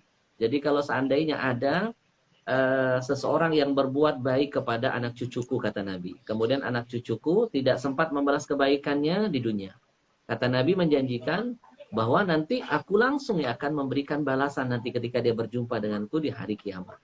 Nah, kira-kira apakah ini bisa berlaku sebaliknya, Bib? Kalau ada orang yang mendolimi anak cucu Nabi, memfitnah, membenci, ya, memusuhi, bahkan mendolimi, apakah kira-kira orang-orang semacam ini nanti ketika anak cucu Nabi itu tidak sempat membalas kedolimannya di dunia, apakah mungkin nanti Rasul akan membalas di akhirat sana? Ya, jadi begini, apa yang disampaikan betul ya. Bahkan beberapa riwayat itu yang ada terkait dengan itu. Di antaranya yang saya dapatkan itu adalah man sona ma'rufan li bani Abdul Muttalib falam yukafi fa ana ukafihu yaumal qiyamah katanya. Jadi siapapun yang berbuat kebaikan kepada salah satu daripada cucu atau anak cucu zuriat daripada Bani Abdul Muttalib, yang sekarang ini berarti Bani Hashim atau zuriat Nabi SAW dari Hasan dan Husain ya. Maka kemudian dia tidak mendapatkan balasan, aku yang balasnya. Kelak nanti di hari kiamat. Jadi begini. Kenapa kalau seumpama apakah Nabi itu akan membalas? Kayaknya Nabi nggak membalas sebegitunya. Nabi rahmat itu luar biasa ya. Cuma artinya begini, apa yang kita lakukan itu kan kembalinya ke kita sendiri. Nabi SAW berpesan, dan cukup kata Imam Ghazali, kalau kita berpegangan dengan pesannya Nabi itu, kita hidup di dunia itu aman. Apa itu? Innal birra la yablah, wa dzamba la yunsa, wa dayyan la yamut, faf'al ma syi'ta fakama tadinu. Sudah. Yang namanya kebaikan tidak mungkin sirna. Yang namanya dosa tidak mungkin dilupakan. Yang namanya zat yang maha menuntut balas selalu ada mengawasi. Kalau kamu tahu tiga hal itu, silahkan lakukan. Apa saja yang kamu inginkan. Mau lakukan kebaikan, silahkan. Mau lakukan keburukan, silahkan. Tapi ingat, setiap apapun yang kita lakukan itu sama seperti hutang. Hutang itu harus dibayar. Dan Allah akan melunasi semua hutang. Nah, jadi kalau kita hutang kepada Allah Ta'ala dengan kebaikan, Allah akan melunasi dengan kebahagiaan. Kalau kita berhutang kepada Allah Ta'ala dengan kemaksiatan, maka Allah juga akan melunasi dengan kesengsaraan. Itu yang terjadi. Di dunia sebelum di akhirat. Nah, jadi yang kita takutkan itu, salah satu di antara, kata Imam Ibn Hajar, salah satu di antara yang menyebabkan meninggal su'ul khotimah itu adalah kalau kita itu tidak mengakui dengan zuriyah atau kita melakukan suatu keburukan kepada zuriat Nabi Muhammad SAW. Nah itu hati-hati, jangan sampai kita mendekati, karena kata Nabi SAW, law sofana rajulun baina rukni wal magar wa shalla wa sham wa mata wa huwa mubghidun li ahli baiti mata wa dakhala an-nar. Yang artinya kalau semua ada seseorang yang tidak pernah beranjak daripada antara makom sama hijir, ya. Tidak pernah beranjak dari tempat itu. Artinya beribadah terus, siang hari puasa, malam hari sholat semalam suntuk, tapi dia itu benci pada keluargaku, maka dia mati dalam keadaan masuk dalam neraka. Jadi bukan Nabi SAW, artinya dia sendiri yang melakukannya gitu. Nabi SAW sudah cukup menyampaikan apa semuanya yang beliau ketahui, yang menjadi sebab kebaikan kita. Nah, tapi kadang-kadang kita yang melakukannya gitu. Nah, oleh karena itu, kita berbicara sedikit ya terkait kenapa kok ada orang yang benci pada zuriat Nabi. Gini, sholat itu kita lakukan terpaksa apa senang? Pasti jawabannya adalah terpaksa ya. Artinya kalau semua sholat itu tidak diwajibkan, wah alangkah senangnya. Apalagi sholat subuh, repot-repot kita bangun, sholat isya, sholat asar, itu kan repot itu. Artinya kalau seumpama boleh ada pilihan, boleh sholat, boleh nggak sholat, pasti kebanyakan di Indonesia ini nggak sholat gitu. Nah, artinya apa? Setiap ibadah kita lakukan itu berat untuk kita melaksanakannya. Maka cinta pada zuriat Nabi SAW itu termasuk salah satu yang berat. Dan perlu diketahui bahwa cinta pada zuriat Nabi itu ya bukan perintahnya Nabi, bukan kemauannya Nabi, tapi itu perintahnya Allah SWT dalam Al-Quran. Di mana Allah Ta'ala firman, Gul La as'alukum alaihi ajra illa al-mawaddata fil qurba. Katakan wahai Muhammad. Katakan wahai Muhammad. Berarti apa? Perintah kepada Nabi Muhammad untuk menyampaikan. Aku tidak minta balasan pada kalian. Kecuali cintailah keluargaku. Nah, jadi kalau kita melihat bahwasanya cinta kepada zuriat Nabi itu, ya, itu berat untuk kita lakukan. Karena apa? Karena setan nggak mau kita dekat dengan Nabi Muhammad. Karena setan nggak mau, karena kita cinta pada zuriat Nabi, kemudian Allah Ta'ala mengampuni dosa-dosa kita, mengangkat derajat kita. Setan nggak mau. Karena tujuannya setan itu sebagai kita, maksiat yang banyak. Supaya apa? Sengsara juga yang banyak. Itu maksudnya. Kemudian satu hal lagi. Kenapa para zuriat Nabi itu dimuliakan? Kenapa? Karena ada habaib yang wajahnya biasa-biasa saja seperti saya. Nggak ganteng, biasa aja ya. Walaupun agak menawan sedikit lah kata orang gitu ya. Tapi bukan karena wajahnya, bukan karena hidungnya yang mancung, ya. Nah, seperti Abi Ahmad jelas ya, kalau ngaku sebagai zuriat Nabi itu ganteng orangnya sama kumisnya itu luar biasa, senyumnya, kerlingan matanya itu luar biasa banget gitu ya. Nah, itu bisa bisa bikin mabuk kepayang lah bagi perempuan-perempuan itu. Ya, semoga beliau dijaga sur-sur insyaallah gitu ya. Nah, tapi artinya di sini banyak habaib yang biasa-biasa saja ya, karena mungkin orang tuanya, ibunya yang orang Indonesia dan sebagainya, hidungnya nggak mancung, wajahnya biasa, bukan karena mereka. Bukan karena mereka dimulia, tidak sama sekali. Mohon maaf Habib Ahmad. Jadi kita ini mulia Habib Ahmad, itu bukan karena kita Habib Ahmad. Bukan karena kegantengan kita, bukan karena wajah, bukan karena amal kita, bukan. Tahu rahasianya kenapa kita Habib wajib dimuliakan? Karena Allah memuliakan Nabi Muhammad. Dan semua yang terkait dengan Nabi Muhammad dimuliakan Allah Ta'ala. Coba lihat, umat yang terbaik siapa? Umat Nabi Muhammad. Kenapa? Terkait dengan Nabi Muhammad. Dan kemudian kita lihat, umat yang pertama kali masuk ke dalam surga siapa? Umat Nabi Muhammad. Karena terkait dengan Nabi Muhammad. Padahal kita ini kan umat yang paling lemah. Nabi Adam itu ketika diturunkan dari surga, itu tingginya itu 33 ziro, berarti 60 meter. Lebarnya itu 7 meter kira-kira. Sekarang tinggal 2 meter nggak sampai. Itu kita, lemah badannya, umurnya cuma 70 tahun, dulu sampai 1000 tahun lebih. Amalnya sedikit. Tapi kita itu menjadi sebaik-baik umat. Kuntum khairu ummatin ukhrijat linnas. Kenapa? Karena Nabi Muhammad. Istrinya Nabi Muhammad sebaik-baik istri. Anak-anaknya Nabi Muhammad sebaik-baik anak. Sahabat-sahabatnya Nabi Muhammad sebaik-baik sahabatnya Nabi Muhammad. Itu semuanya karena Nabi Muhammad. Dimuliakan itu karena Nabi Muhammad. Bahkan Allah Ta'ala telah berfirman, laulaka ya Muhammad ma khuliqatil aflak.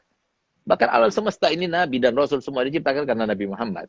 Jadi jangan sampai kita itu GR ya, para habaib jangan GR.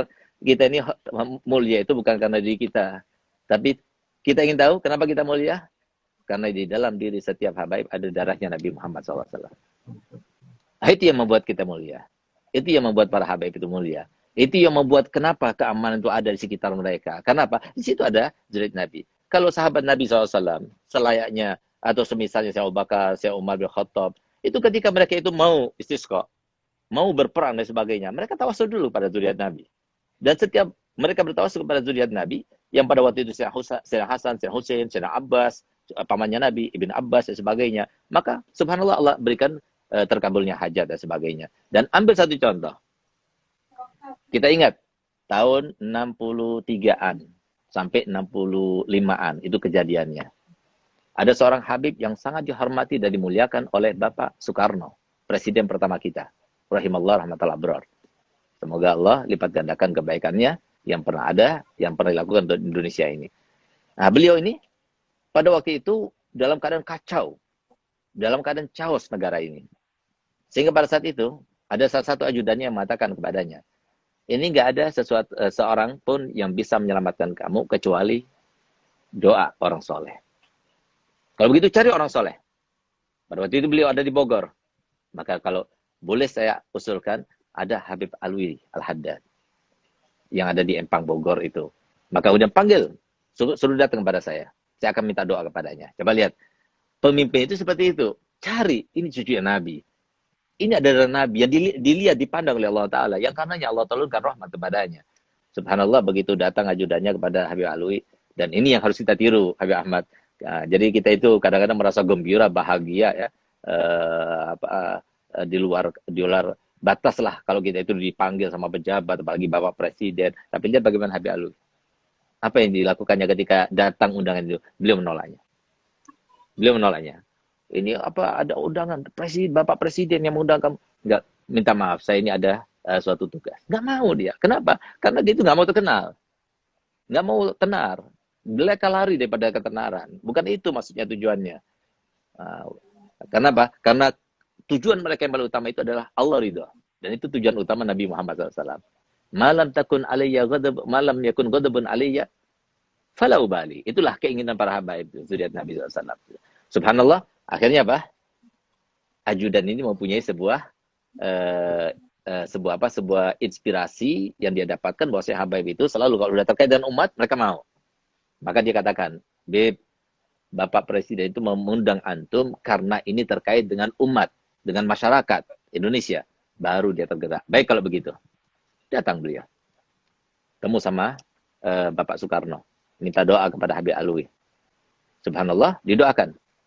Hari itu juga, ya, keesokan harinya udah beres itu masalah negara. Senang Bapak Soekarno. Akan memberikan hadiah. Diberilah cek. Diberikan kepada ajudan, diberikan pada Habib Alwi. Akhirnya apa? Kata Habib Alwi, tidak dibukanya cek itu. Dan dia katakan, kembalikan kepada Bapak Presiden, suruh bagikan kepada yang lebih berhak. Kalau saya tidak memerlukan yang semacam ini. Coba lihat.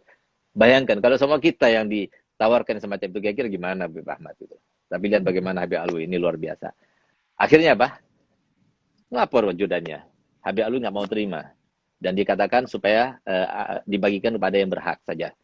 Maka kemudian, apakah itu karena yang saya berikan itu kurang berkenan kepada beliau? Kalau begitu, saya akan berikan rumah, sertifikat. Jadi sertifikat rumah-rumah yang besar-besar, yang bagus-bagus itu yang ini diberikan kepada beliau. Lagi-lagi ditolaknya, dikembalikan lagi. Akhirnya apa? Akhirnya kata Bapak Soekarno, coba balik lagi. Mungkin ada suatu permintaan yang khusus untuk kami membalas kebaikannya.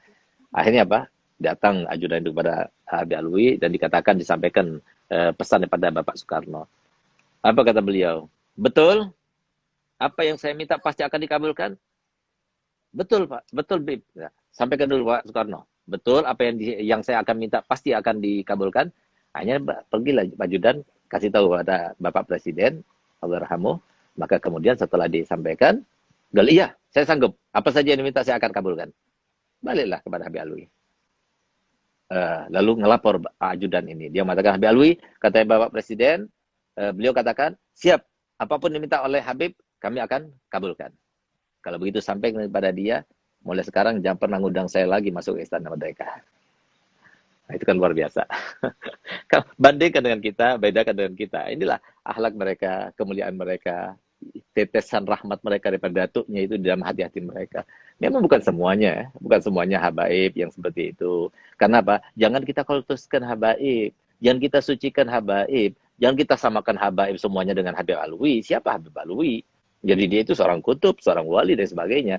Nah, tapi adanya habaib data kita itu merupakan sebuah sebab kita mendapatkan ridhonya Allah. Ayo kita cintai mereka, hormati mereka, dan kita nggak perlu ngasih uang sama mereka, tidak. Hormati, muliakan. Sebagaimana para wali, para kiai, para ulama itu menghormati mereka. Sebagaimana sahabat Nabi ketika datang Sayyidina Abdullah bin Abbas. Abdullah bin Abbas itu keponakan misalnya Nabi Muhammad SAW. Belajar kepada sahabat Jabir bin Abdullah. Sahabat besar Nabi SAW, yang dekat pada Nabi SAW. Ketika beliau itu akan keluar dari tempat majelisnya, maka sendalnya disiapkan. Supaya dia itu langsung menggunakan sendalnya. Maka kemudian, Sayyidina Jabir bin Abdullah, astagfirullah, ya ibn amin Nabi SAW, la taf'al hadha, jangan kamu lakukan ini. Dia merasa gak enak, karena apa? Keluarganya Nabi yang memuliakan dia. Apa katanya dia? Katanya Sayyidina Ibn Abbas, hakadha umirna bi an naf'ala bi ulama'ina. Begitulah kami diperintahkan oleh Nabi untuk menghormati para ulama kami. Maka kemudian apa yang dilakukan Sayyidina Jabir bin Abdullah? Dipegang tangannya, diciumnya. Ketika diciumnya, kemudian dia berkata, hakadha umirna bi an naf'ala bi ahli baiti nabiyina Muhammad SAW. Jadi mereka itu ada seorang profesional, ini proporsional, semuanya itu ada porsinya, mengakui dengan kemuliaan yang lainnya. Ya semoga kita bisa seperti itu. Dan ambil satu contoh lagi, ada suatu cerita yang mungkin kita ambil hikmahnya Habib Ahmad. Minta maaf ini kalau kepanjangan ini. Ini waktunya sampai berapa Habib Ahmad? Waktunya sampai jam berapa ini? Luas-luasnya, Beb. Buat antum, masih sempat sampai subuh nggak ngantuk, Beb. Insyaallah. Semoga ada manfaatnya ya. Nah, jadi Sayyidina Umar bin Abdul Aziz, salah satu khalifah yang ke-6 yang dikatakan sebagai khalifah yang adil. Khalifah yang dikatakan Nabi SAW memenuhi seluruh bumi ini dengan keadilannya. Syekh Umar bin Abdul Aziz. Beliau ini Habib Ahmad kayaknya kita nggak bisa niru beliau. Kenapa? Karena beliau ini ketika diangkat menjadi salah satu menjadi seorang presiden ya. Kalau sekarang ini presiden lah. Maka kemudian setelah diangkat, dibayat, maka dia naik ke atas mimbar dan dia mengatakan, mulai saat ini saya lepaskan lagi jabatan ini kepada kalian. Maka kemudian mereka berteriak dan mereka mengatakan, kalau tidak, kami telah meridhoi kamu untuk menjadi seorang presiden. Maka kemudian dia katakan, kalau begitu, dengarkan kata-kata saya. Saya mau menerima, mau mengemban amanat ini. Tapi dengan syarat, kalau saya salah, tegur saya. Tapi kalau saya dalam keadaan benar, ikuti saya. Itu pesannya beliau. Sehingga subhanallah, beliau begitu keluar daripada masjid, di antara kaum muslimin, langsung dikawal. Apa kata beliau? Ngapain kamu dikawal? Aku ingin seperti hari-hariku, seperti biasanya. Aku tidak perlu pengawalan dan sebagainya. Dilepaskan pengawalan. Begitu kemudian beliau itu sampai ke rumahnya, di tempat dinasnya itu, maka semua barang-barang yang berharga dijualnya dan dimasukkan ke Baitul Mal. Nah, itu yang dilakukan. Dan setelah itu beliau itu menjabat sebagai seorang Amirul Mukminin itu 2 tahun sekian, dikumpulkan istrinya. Dia katakan, aku sekarang sudah diangkat menjadi seorang khalifah. Sekarang kau sebagai istriku, aku berikan dua pilihan. Dia punya 2 istri ya. Nah, dia katakan, kalau kau mau, aku ceraikan. Karena mulai saat ini, aku susah untuk berhubungan dengan kalian. Karena aku mempunyai sebuah tugas yang baru, amar yang besar daripada Allah Subhanahu wa taala. Tapi kalau engkau mau, engkau sabar untuk aku tidak dekati, maka silakan engkau tetap menjadi istriku. Nah, ini yang susah untuk kita, Abi Ahmad. Gitu. Jadi bagaimana seorang yang luar biasa itu mengorbankan segalanya, kesenangannya, semuanya, bisnisnya semua ditinggalkan untuk mengurusi umat ini. Nah, dan kemudian ternyata beliau istri-istrinya itu memilih untuk tetap bersama beliau. Dan subhanallah di antara sejarahnya, beliau tidak mendekati istrinya sampai beliau meninggal dunia kecuali sekali. Nah, itu luar biasa. Ini Habib Sayyidina Umar bin Abdul Aziz ini suatu waktu pernah kedatangan tamu dari kota Madinah. Nah, tamu itu ketika datang dihormati, dimuliakan, melebihi daripada tamu-tamu yang lainnya. Ada beberapa tamu yang datang, tapi lebih dimuliakan daripada yang lainnya. Lebih-lebih lagi di antara tamu itu ada yang masih kecil. Ditaruh di sebelah kanannya. Dihormati, dimuliakan, diambil hatinya. Kemudian ketika pulang diberikan hadiah. Anak kecil itu diberikan hadiah lebih. Dan herannya ketika pulang, anak kecil itu dicubit jangan sampai dia itu menjerit kesakitan. Maka kemudian teman-teman Sayyidina Umar bin Abdul Aziz itu, dia bertanya, malam ini kamu telah melakukan sesuatu yang lain, yang beda daripada sebelumnya. Apa? Sesuatu yang mengherankan yang kamu lakukan. Kalau kamu menghormati tamu-tamu yang dari Madinah itu lebih daripada tamu-tamu yang lainnya, wajar. Karena mereka itu datang daripada kota Madinah. Tapi satu anak kecil itu engkau lebih muliakan, lebih hormati, melebihi daripada yang lainnya, itu sesuatu yang mengherankan. Apa jawaban Sayyidina Umar bin Abdul Aziz? Kamu tidak tahu siapa yang kecil itu? Yang kecil itu adalah cucunya Nabi Muhammad SAW. Ada yang mengatakan Sayyidina Muhammad bin Ali Zainal Abidin, Sayyidina Bagir, Imam Bagir ya. Nah, kamu tahu kenapa aku lakukannya? Karena aku mendengar sebuah hadis di mana Nabi SAW bersabda, Fatimah bid'atun minni yasurruni man yasurruha wa yakbiduni man yakbiduha.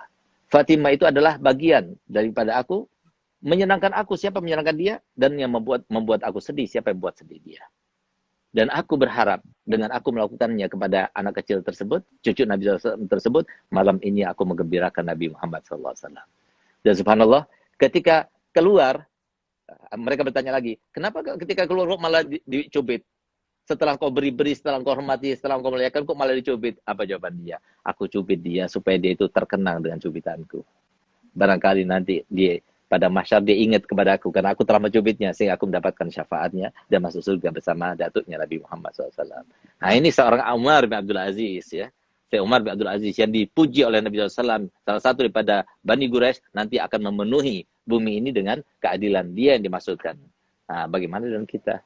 Nah, semoga kita termasuk yang dimudahkan dapat hidayah dari Allah Ta'ala untuk mencintai para habaib, para zuriat Nabi Muhammad SAW.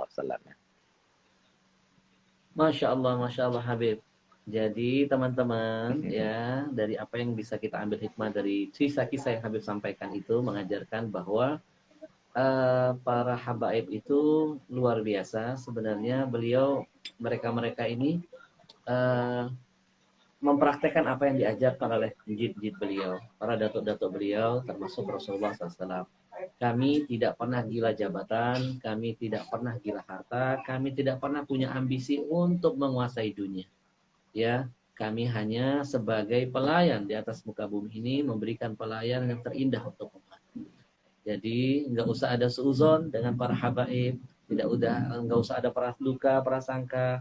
Kita adalah orang-orang yang dari dulu diajarkan bahwa datuk kita hanya berharap kepada Allah, tidak pernah bergantung kepada manusia, tidak pernah berharap kepada manusia. Berharap itu hanya kepada Allah Subhanahu wa taala. Subhanallah, ini pelajaran luar biasa. Jadi kalau pemimpin zaman dulu ada masalah, Habib nyari wali untuk bisa berdoa.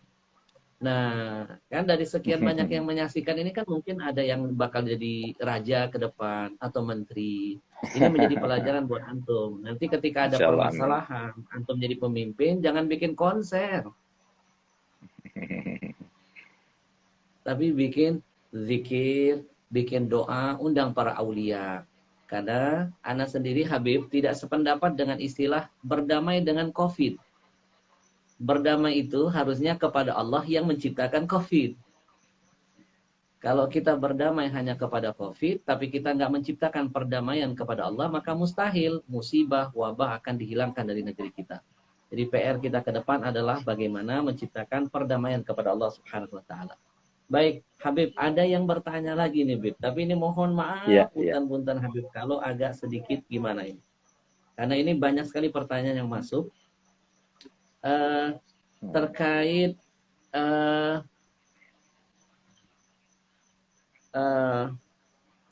apa ya?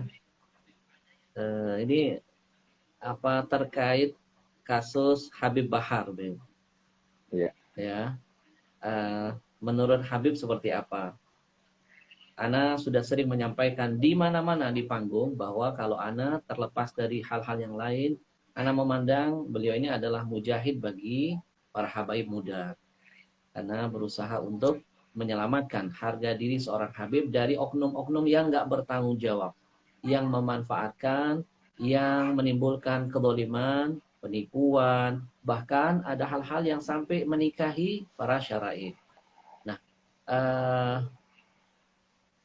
Jamaah banyak ingin bertanya nih, menurut Habib seperti apa nih, Habib? Ya, jadi begini, kita harus jangan melawan atau menentang kepada alam. Ya, sistem alam itu adalah sistem yang berlaku sepanjang masa. Artinya ada siang, ada malam, ada laki, ada perempuan, ada lembut, ada keras, ya, ada hak, ada batil. Ada haram, ada halal. Ada putih, ada hitam. Nah, itu sudah sesuatu yang menjadi alami, ya.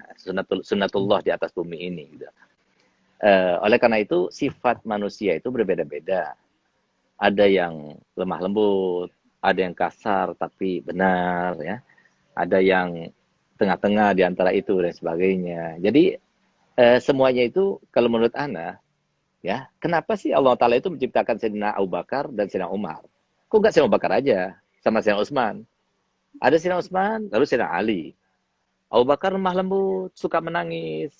Nggak mampu dia itu melihat sebuah kemungkaran, kezaliman, tapi dengan tangisan, dengan lemah lembut. Dia itu menghilangkannya. Begitu meninggal, dia cuma 2 tahun sekian, diganti sama Sayyidina Umar. 10 tahun lebih. Keras orangnya. Nggak bisa melihat sebuah kebatilan. Anaknya sendiri pun dicambuknya. Karena dia itu telah dijerumuskan oleh sebagian temannya untuk meminum khamar dan sebagainya, cambuknya gitu. Nah, artinya apa? Kenapa kok harus ada Sayyidina Umar? Kok nggak Sayyidina Abu Bakar aja yang lembut? Lalu kemudian datanglah Sayyidina Utsman yang sangat lembut, ya, sama seperti Abu Bakar, lemah lembut, penuh kasih sayang dan sebagainya. Begitu dia meninggal, diganti Sayyidina Ali yang keras orangnya, nggak bisa melihat sebuah kemungkaran. Maka suatu kemungkaran sama seperti Sayyidina Umar, maka diterjangnya, nggak pernah takut pada orang. Bahkan lihat bagaimana Sayyidina Amr bin Abdul Wud, musuh Islam yang paling utama, yang pernah membunuh 1000 orang. Ketika dia itu, Nabi SAW membuat hondak, parit di kota Madinah. Itu sudah diperkirakan, ya, oleh Salman Farisi tidak bisa dilampaui oleh kuda, sekalipun. Gitu. Nah, jadi sudah diperkirakan. Subhanallah, ini si Amr bin Abdul Wud itu bisa melampauinya. Dari saking hebatnya, padahal umurnya itu di atas 70 pada waktu itu. Sudah pernah membunuh 1.000 orang lebih. Jadi terkenal, jadi preman, ganas, sadis, dan sebagainya. Gitu. Sehingga ketika dia itu sudah melewati dan kudanya ke bagian atau tempat Nabi SAW dan sahabatnya berkumpul, maka di saat itulah dia menantang duel. Maka kemudian Nabi SAW mengatakan kepada sahabat-sahabatnya, siapa di antara kalian yang mau memenuhi tantangannya? Semuanya diam. Semua tertunduk. Nggak ada yang berani mengangkat kepala. Karena apa? Saya tahu semuanya. Siapa Amr bin Abdul Wud. Tapi lihat bagaimana Sayyidina Ali bin Abi Thalib saat itu juga spontan dia mengatakan, gal ana ya Rasulullah. Padahal umurnya masih 21. Masih muda. Apa kata Nabi Muhammad? Khali Ali. Innahu la Amr bin Abdul Wud. Dia itu adalah Amr bin Abdul Wud. Kamu diam dulu. Ditawarkan lagi untuk kedua kalinya. Juga seperti itu menundukkan kepala para sahabat. Sayyidina Ali mengatakan, gal ana ya Rasulullah. Aku ya Rasul. Gal. Innahu Amr bin Abdul Wud ya Ali. Sampai ketiga kalinya nggak ada yang berani. Hanya saya Ali. Ketika dia mengatakan, gal ana ya Rasulullah. Dipanggil oleh Nabi SAW. Dikasihkan imamahnya Nabi SAW. Dipakaikan. Lalu berikan pedangnya Nabi kepadanya. Yaitu yang terkenal dengan pedang Zulfikar itu. Sehingga lihat bagaimana Sayyidina Ali itu ketika berduel dengannya. Dia katakan, kamu ini adalah seseorang yang terkenal. Tidak pernah kasih pilihan kecuali kau pilih yang terbaik. Gal ya. Benar. Aku itu orangnya. Kalau gitu aku akan berikan pilihan 3. Apa itu pilihanmu? Yang pertama, kamu pulang aja. Jangan usah kamu melawan kami. Nah, apa kata dia? Saya ini datang sini untuk menjaga harga diri. Saya datang sini untuk membantu golongan kami dan sebagainya. Nah, saya tidak mau. Ada pilihan lain? Pilihan lain, katanya dia. Masuk ke agama Islam. Masuk agama Islam, aku akan peluk kamu. Dan kamu akan bersama kami. Aku tidak ada, dalam pilihanku, dalam hatiku tidak ada yang semacam itu. Kalau begitu, ada pilihan yang terakhir. Apa itu? Ayo kita berduel. Maka dia kaget, marah dia. Ini anak kecil, anak muda, dia itu berani menantangnya. Sehingga dia tanya, siapa kamu? Maka dijawab dengan syairnya yang terkenal. Ana alladzi sammatni ummi Haidara. Akulah yang dinamakan oleh ibuku sebagai Haidara. Haidara itu adalah macan, singa gitu. Jadi nggak ada takutnya ini beliau. Sampai akhirnya beliau berduel, pada waktu itu hampir 1 jam lamanya berduel. Dan kaum muslimin tidak tahu apa yang terjadi. Apakah Sayyidina Ali ini termasuk yang dibunuh atau enggak. Mereka itu hanya termangu, terkesima. Kenapa? Karena mereka nggak kelihatan. Debu itu berterbangan. Sehingga mereka itu tidak kelihatan. Mana Sayyidina Ali, mana Sayyidina Abdul Wud. Subhanallah, suatu waktu ketika dia itu sudah, dan Sayyidina Ali sempat tergores ya. Tergores punggungnya pada waktu itu. Nah, pada waktu Sayyidina Ali mempunyai kesempatan, maka kemudian ditebasnya kakinya sehingga dia tersungkur ke bawah. Ketika dia bangun, maka ketika mengambil pedangnya, ditebas oleh Sayyidina Ali dan tepat di tengah kepalanya dan menjadi 2 badannya. Itulah Sayyidina Ali. Sehingga Sayyidina Ali kemudian bertakbir, Allahu Akbar. Begitu dikatakan Allahu Akbar, semua kaum muslim mengatakan Allahu Akbar. Dan subhanallah, begitu debu itu sudah mulai ke bawah dan mulai tampak penglihatan pandangan, ternyata Sayyidina Ali yang memegang kepalanya si Amr bin Abdul Wud pada Nabi Muhammad SAW. Nah ini berani.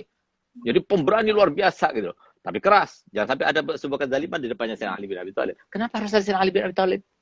Kenapa harus ada Sayyidina Umar bin Khattab? Jadi memang ada orang yang harus itu keras. Jadi di Indonesia ini cukup kita ambil sejarah. Mohon maaf ya, kita ini orang Indonesia juga ya. Alhamdulillah saya ini dari segala macam dinasti saya ada. Ibu saya Hubabah Khadijah binti Habib Muhammad Sinduan. Ibunya itu orang Madura. Masih keluarga Kiai As'ad. Ya, Kiai As'ad yang sekarang ini anaknya itu Kiai Khalil yang ada di situ Bondo. Itu masih saudaranya Mbah kita. Nah, dan keluarga dari ayah saya itu juga ada yang Raden dari kerajaan Sumenep. Jadi Mahfud MD itu kan dia itu RB. Kita juga RB. Nah, kita masih keluarga kesultanan gitu. Nah, jadi kita ini terkadang mohon maaf ya. Indonesia ini entah gimana ya, atau tabiatnya atau gimana. Kadang-kadang kita ini harus ingat sejarah. Kita ini sudah dijajah oleh Belanda ini selama 350 tahun. Nggak ada di dunia seperti itu gitu. 350 tahun. Nggak sadar-sadar juga kita itu dijajah begitu. Sehingga kadang-kadang nggak terlecut kita. Nggak sadar-sadar kecuali dengan kekerasan. Ya mungkin Allah Ta'ala mengirim seperti Habib Rizik ya, seperti Habib Bahar, yaitu supaya untuk melecut kita. Kalau nggak ada mereka, siapa yang berani? Coba buktinya, mana yang bisa menandingi Habib Bahar ataupun Habib Rizik bin Syihab yang selain Habaib? Mana di antara mereka? Nggak ada yang berani. Nah, itu salah satu rahmat. Kalau nggak ada mereka, tambah parah lagi Indonesia ini, negara ini. Jadi alhamdulillah ada yang seperti itu. Walaupun kita sendiri ya, walaupun Habib Bahar itu ada murid kami ya, dan bahkan sempat saya waktu dia keluar, telepon saya pada sore harinya, dan dia bilang, Beb, saya ini sekarang disambut ratusan ribu orang yang menyambut saya. Ya sebetulnya bukan dia yang memerintahkan mereka untuk menyambut ya. Wallahualam, tapi mereka karena cinta kasihnya mereka kepada Habib Bahar, sehingga mereka itu banyak berkumpul ribuan orang, bahkan puluhan ribu orang pada waktu itu. Dan dia katakan, saya sempat berpesan kepada dia, Beb, ente sudah di penjara sekian lama, tolong lebih arif, lebih bijak, berdakwalah dengan siasat, gitu ya. Nah, tapi nggak bisa dipaksakan Habib Ahmad. Ana sama antum mungkin sama ya. Dakwanya caranya lemah lembut gitu. Ada orang yang nggak bisa. Dia tuh nggak tahan. Melihat sebuah kemungkaran itu tidak tahan. Melihat sebuah kezaliman itu tidak tahan. Dan insya Allah yang lemah lembut pun di antara ulama juga seperti itu. Cuma caranya beda. Kita merangkul. Tapi ada yang memukul. Gitu. Kalau nggak ada yang memukul, semua merangkul, kita jadi babu terus. Jadi artinya perjuangan orang ulama yang keras ini, yang dikatakan Nabi SAW, afdul jihad kalimatu haqqin urida biha batil. Jadi sebaik-baik jihad itu adalah sebuah kalimat yang benar yang diutarakan di depan raja yang zalim gitu ya. Nah, jadi seperti itu. Kalau nggak ada yang seperti itu, maka akhirnya kita dosa semuanya. Karena kan amar ma'ruf nahi munkar itu kan harus dilaksanakan. Yang punya tangan dengan tangannya, yang punya lisan dengan lisannya, yang punya harta dengan hartanya, yang nggak bisa ya udah dengan hatinya gitu loh. Jadi artinya untung masih ada seperti mereka-mereka ini yang berani untuk menampakkan sebuah kebenaran. Kalau tidak kita dosa semuanya gitu loh. Artinya perjuangan mereka itu lebih banyak berkorban ketimbang kita, Beb Ahmad. Nah, kita ini melemah lembut. Kita ini kan diterima oleh semua kalangan karena kita lemah lembut. Tapi orang seperti dia dimusuhi banyak orang. Nah, mungkin kita nggak dimusuhi gitu. Nah, jadi lebih berat seperti beliau. Nah, jadi memang fenomena yang semacam ini harus ada di dunia ini ya. Jadi harus ada. Oleh karenanya di dalam pendidikan itu nggak boleh dengan cara lembut. Salah itu dengan cara lembut. Harus ada kekerasan juga. Karena Pak Setan itu satu-satunya takutnya itu dengan kekerasan. Lalu kalau seumpama yang semacam itu tidak dibenarkan, ya, dengan mengatakan itu hak asasi manusia sebagai, loh kenapa di penjara itu harus ada kekerasan? Kenapa harus ada, ketika investigasi itu harus ada kekerasan? Kalau memang tidak boleh. Nah, ini kan juga untuk membenarkan, untuk meluruskan, untuk menjadikan orang itu baik kembali, pembinaan katanya di penjara pembinaan. Nah, ini kan juga pembinaan anak kita. Harusnya seperti itu dong. Jangan cuma ambil satu-satunya. Nah, kita ini kadang-kadang kalau nggak ada orang yang berani, kita ini nggak tampak, nggak kelihatan. Gitu. Jadi jazakallah khair, Habib Rizik, ya, Habib Bahar, semoga Allah panjangkan umurnya mereka berdua, ya. Dan kita harus menyikapi segala hal itu, ya. Jangan cuma dengan hawa nafsu, jangan. Nah, tapi kita sebagai habaib kita sudah sadar. Karena apa? Sebagaimana katakan Habib Abdullah bin Umar bin Yahya, al-habaib fi kulli waqt mabghut wa mahbub. Jadi kita ini harus siap. Di setiap saat itu ada yang benci sama kita, ada juga yang cinta kepada kita. Jadi kita nggak ada tuntutan. Tuntutan kita cuma satu, Allah ridho, Rasulullah bangga dan senang dengan cucunya. Masya Allah Habib. Baik teman-teman, kalau boleh menyimpulkan nasihat yang luar biasa dari Habib kita, bahwa ada saatnya kita memang boleh lembut, ada saatnya kita memang boleh keras. Kita butuh sosok yang lembut, kita juga membutuhkan sosok yang tegas, tapi dalam kebenaran. Ya, ibarat menanam pohon ya, Beb. Nggak semua pohon itu hanya perlu pupuk. Kadang-kadang perlu penyemprot hama, Beb. Betul, ada betul. Pohon karena tanahnya subur, cukup ditanam, nggak usah dipupukin, dia bisa berbuah. Ada yang nggak bisa, perlu pakai pupuk biar cepat dia berbuahnya. Ada yang sudah pakai pupuk, Beb. Masih juga nggak mempan, harus pakai pembasmi hama. Nah, apalagi sekarang ini di Indonesia udah banyak hama-hamanya, Beb. Jadi memang harus ada pembasmi yang bisa mengusir segala bentuk keburukan, kemaksiatan, dan lain sebagainya. Maka saya pribadi sependapat dengan Habib bahwa memang kita membutuhkan orang-orang yang seperti ini di saat zaman ini sudah luar biasa. Bukan lagi bicara soal benar salah. Yang benar bisa jadi salah, yang salah bisa jadi benar, yang benar bisa jadi salah. Jadi kalau boleh mengutip teman-teman sekalian, nanti teman-teman buka surah An-Nahl ayat 125. Ud'u ila sabili rabbika bil hikmah wal mau'izatil hasanah. Hikmah di sini bukan hanya lembut, ente keras, perang pun hikmah. Seperti tadi yang disampaikan Habib. Bagaimana Imam Ali memberikan 3 pilihan. Mengajak orang kepada Tuhannya dengan hikmah. Perang itu pun hikmah. Keras itu pun bagian dari hikmah. Lembut pun adalah hikmah. Jadi jangan sekali-kali kita berpikiran suuzon. Oh, ini Habib radikal. Oh, ini Habib yang keras. Enggak. Mereka radikal pasti ketika berhadapan dengan kemungkaran. Maka mungkin kemarin teman-teman lihat kasus Habib Umar Asgaf, bagaimana beliau dizalimi, dipukulin. Subhanallah, teman-teman bisa lihat bagaimana beliau memaafkan, beliau minta maaf, bahkan dikasih hadiah. Nah, inilah akhlak para habaib. Kami diajarkan datuk-datuk kami seperti ini. Ketika berhubungan dengan masalah pribadi, kami akan siap memaafkan. Bahkan kami memberikan hadiah yang terbaik bagi orang yang sudah menzalimi. Tapi kami pun punya prinsip yang diajarkan datuk kami ketika berhubungan dengan Allah, berhubungan dengan Rasulullah, berhubungan dengan agama, maka tidak ada kata tawar-menawar bagi kami. Mungkin itu yang sekarang ini sedang diperjuangkan oleh para habaib-habib kita. Kita mendukung, karena sekarang ini Habib al-junun funun. Betul. Ya, orang gila itu macam-macam. Sekarang ini ada setan-setan medsos namanya, Bib. Nanti ada buku, Bib, mohon doanya. Ana lagi coba coret-coret, judul bukunya namanya Setan Medsos. Haji, Masya Allah. Pertama kali keluar kirimkan buat anak, Bib. Betul, Habib.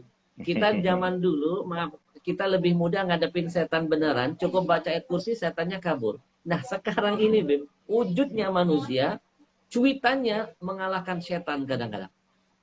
Ya, orang begini nggak cukup pakai ayat kursi. Kursinya kata jamaah lemparin ke dia, Bib. Jadi maka sekali lagi nih jamaah mungkin sudah terpuaskan karena banyak sekali ingin melihat jawaban. Kisah Ali bin Abi Thalib tadi sudah memberikan sebuah jawaban yang luar biasa. Ya, tidak mungkin Allah pilih Imam Ali, kemudian padahal ada Umar bin Khattab, kata Habib, bagaimana Umar itu Masya Allah, Nabi sampai mengatakan inna syaitan yakhafu minka ya Umar. Syaitan aja takut, apalagi manusia. Tapi Allah takdirkan Imam Ali. Jadi sekali lagi kalau ada Habib yang keras, tegas, bukan radikal, memang titisan darah dari dulu itu sudah diajarkan dan ditakdirkan Allah tidak pernah mau menerima kemungkaran di depan mata. Tidak akan pernah diam. Kita doakan Habib Bahar, mudah-mudahan makomnya terus dinaikkan oleh Allah. Segala bentuk kezaliman, ketidakadilan yang beliau rasakan menjadi asbab turunnya karamah berkah insyaallah buat beliau. Habib, Masya Allah, luar biasa. Kita keasikan, Bib, dengan cerita-cerita itu nikmat semuanya, Habib. Aneh senang. Anak jangankan 1.300 lebih orang hari ini malam ini beruntung, Bib. Dapat kisah-kisah yang berharga, pelajaran yang Masya Allah. Plus lagi tadi dapat ijazah yang luar biasa. Yang selama ini banyak orang minta pendapat, Habib gimana Ana lagi masalah COVID ini, di PHK, banyak keluhan. Sekarang jawabannya subhanallah, ada sholawat busyra. Nanti akan kita bagikan kepada jamaah semuanya. Kita bikin seindah mungkin, nanti kita sebar. Dan Habib, yang terakhir mungkin nasihat buat kami yang muda khususnya. Biar istiqamah, bagaimana caranya biar tetap istiqamah, apa yang harus kami lakukan, Habib. Dan buat semua jamaah, istiqamah selalu di jalan Allah Subhanahu wa Ta'ala. Ya, jadi mungkin sebagai penutup saya sampaikan kenapa saya Habib Ahmad dan mungkin saya sendiri ya pertama kali yang bikin majlis online ya setelah majlis-majlis semua ditutup ya, termasuk sebelum Ustadz Uwas dan Ustadz Abu Yahya dan sebagainya. Kenapa saya bikin begitu? Karena sekarang ini umat ini yang diperlukan itu adalah pembinaan iman dan takwa. Jadi solusi kita ini sekarang tidak tergantung kepada pemerintah, ya, tapi tergantung kepada kita sendiri. Betul apa yang disampaikan oleh Bapak Ahmad tadi. Jadi ayat kursi itu nggak cukup, ya. Nah, jadi kita sendiri yang harus berubah. Jangan kita tergantung pada pemerintah. Kalau pemerintah kita mau bicara masalah uang pemerintah ini utang kok. Yang ada itu utang, nggak ada lebih. Jadi jangan berharap kita. Harapan satu-satunya itu adalah kita itu kembali pada Allah. Dengan dasar firman Allah Ta'ala dalam Al-Quran, walau anna ahlal qura amanu wattaqau lafatahna alaihim barakatim minas sama'i wal arad. Kalau seumpama seluruh manusia, seluruh penduduk bumi, seluruh penduduk suatu negeri, itu mereka beriman dan bertakwa, maka kami akan berikan keberkahan yang turun dari atas langit ke bumi ini. Dan keberkahan bumi pun juga akan kami keluarkan untuk mereka. Gitu. Jadi, yang kita takutkan apa sih? Yang kita harapkan apa? Kita takut mati, Allah yang ngasih kematian. Kita takut fakir, Allah yang ngasih kefakiran. Kita takut sakit, Allah yang ngasih penyakit. Apapun yang kita takutkan itu Allah yang menentukan. Begitu pula harapan kita semuanya. Kita pengen sugih, kita pengen kaya, kita pengen senang, kita pengen bahagia, kita pengen damai dan sebagainya. Semua itu Allah yang menentukan, bukan pemerintah, bukan siapapun. Nah, jadi mohon maaf, jadi pemerintah di sini ini tugasnya itu hanya mengatur, membuat paspor, membuat KTP, nah itu aja. Tapi yang menentukan nggak ada. Kemudian pemerintah datang, ayo siapa yang mau dapat jodoh sekarang lagi dibagi-bagikan jodoh gitu. Atau siapa yang mau dapat rezeki mau dibagi-bagikan rezeki. Nggak ada, semua itu di tangan Allah SWT. Bagaimana mungkin Allah akan memberikan itu semuanya tanpa kita itu beriman, tanpa kita bertakwa, tanpa kita melaksanakan semua perintahnya, dengan kita melakukan hal-hal yang dilarangnya. Nah, oleh karena itu, yang perlu kita lakukan itu adalah pembinaan iman dan takwa. Cuma banyak orang yang salah persepsi. Disangkanya orang yang beriman dan bertakwa itu adalah sebuah hal yang sifatnya itu materi atau dohir. Jadi kalau seperti Ana yang pakai imamah, Habib Ahmad yang ganteng rupa dengan songkoknya yang khas itu, berarti dia orang beriman, bertakwa. Enggak. Iman dan takwa itu sebab pencapaian. Sama orang kaya, itu pencapaian. Pejabat, sebab pencapaian. Apapun yang kita dapatkan itu sebab pencapaian. Saya digelari doktor, itu sebab pencapaian. Saya belajar dulu. Saya kuliah dulu 3 tahun baru saya diberikan gelar doktor gitu. Artinya sebuah pencapaian harus diusahakan, diupayakan oleh diri kita yang mengupayakan. Nah, sekarang bagaimana kita beriman supaya kita termasuk yang mendapatkan solusi itu? Kita harus beriman dengan cara kita harus tahu. Ya, kita mau jadi ahli masak, bisa. Saya nggak pernah masak. Saya nggak bisa masak. Saya bisa masak telur ceplok sama Indomie. Tapi kalau semua saya belajar masak rawon, belajar mandi, nasi mandi misalnya, saya bisa. Asalkan kita belajar aja, sama. Kalau kita mau jadi beriman, ya belajar. Solusinya itu adalah belajar. Nah, oleh karenanya, kalau sampai seperti pendidikan agama mau dihapuskan, tambah parah lagi. Sekarang ini pendidikan agama yang cuma sekian itu sudah tidak cukup dirasa. Sampai sekarang pondok-pondok pesantren di mana-mana sekarang itu penuh semuanya. Karena apa? Kekhawatiran orang tua. Kenapa? Berarti salah, ada sistem salah dalam pendidikan ini yang perlu dibenahi. Apa itu? Pendidikan agama itu ditambah, bukan dikurangi malah. Apalagi dihapus. Harus tambah sebaik-baiknya, kalau bisa 30%.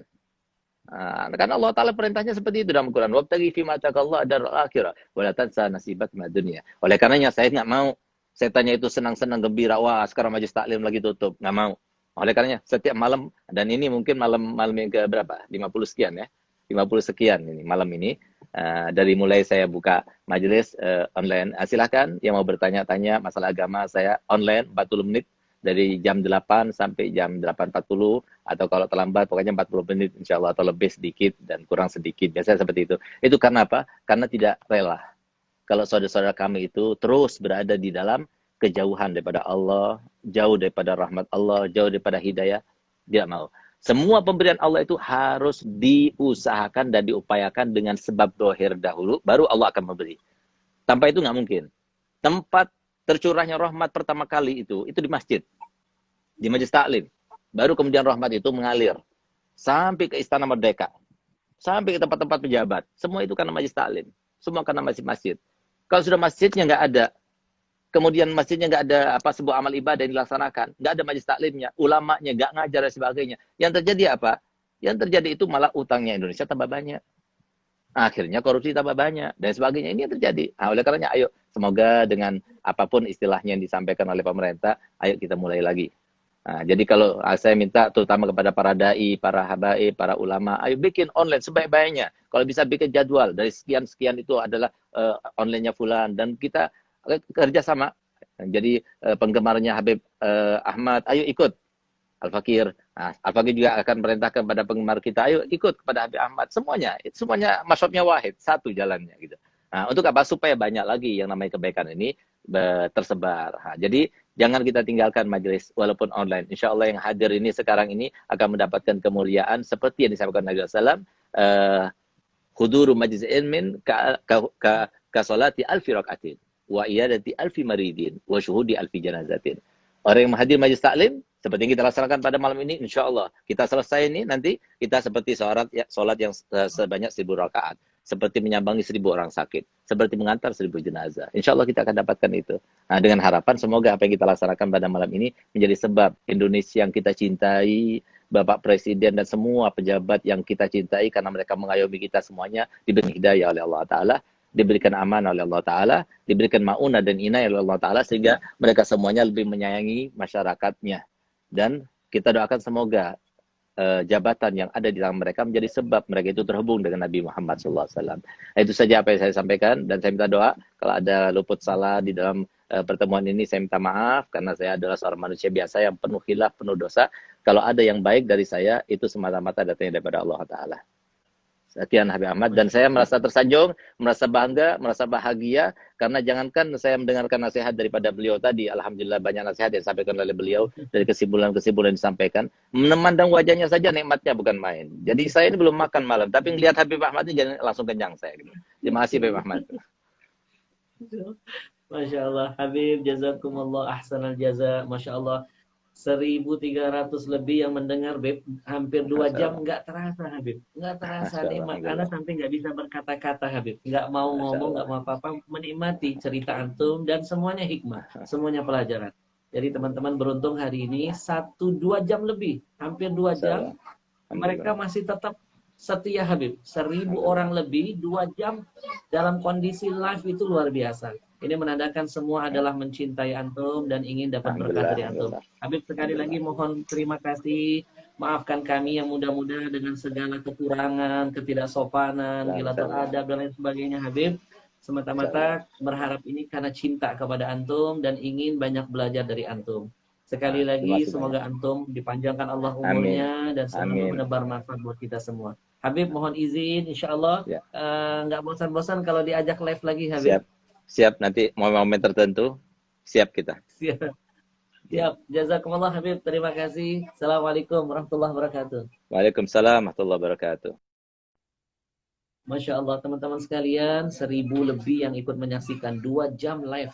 Masya Allah. Saya pribadi tidak bisa berkata-kata. Kalau sudah dengar Habib Segaf ngomong, ada luar biasa, nggak bisa ngomong lagi. Udah nggak ada kata-kata lagi, udah rugi kalau kita ngomong. Kita cuma dengerin, semuanya bermanfaat, subhanallah. Jadi paling tidak hari ini teman-teman, beberapa kesimpulan yang ingin saya sampaikan kepada antum semuanya. Yang pertama, kalau ketika kita tidak mengetahui berita itu yang sebenarnya, bagaimana kronologisnya kejadian, apalagi itu berhubungan dengan ulama, berhubungan dengan para habaib, maka as-sukut aula wa afdal wa ahsan. Kalian diam, kalian nggak berkomentar, itu akan menyelamatkan buat kalian. Selamat dari dosa, selamat dari kehancuran. Rahmat berkah kita nggak dicabut oleh Allah Subhanahu wa Ta'ala. Jangan jadi orang-orang yang Anda belum mengetahui fakta yang sebenarnya. Anda sudah tweet sana, Anda tweet sini, Anda sudah memfitnah ulama, Anda sudah merendahkan simbol-simbol agama. Maka hati-hati, Allah akan marah kepada Anda. Maka mudah-mudahan kita dijaga hati kita, dibersihkan semua suudzon prasangka kita kepada siapapun, mobil khusus kepada para ulama. Sekali lagi kita doakan Habib Rizik, Habib Bahar, Habib Hanif, dan para habaib-habaib lain yang terus istiqamah berjuang. Yang lembut dakwahnya, kita doakan, kita dukung, kita cintai. Yang tegas dalam berdakwahnya, jangan dibenci, kita doakan, kita cintai, kita dukung. Karena mereka memang sudah Allah hadirkan pada porsi mereka masing-masing. Yang lembut dengan kelembutannya berdakwah, yang tegas dengan ketegasannya. Semua ada kelebihan Allah hadirkan untuk mereka. Maka teman-teman sekalian, mudah-mudahan taklim singkat ini menjadi berkah buat antum semuanya.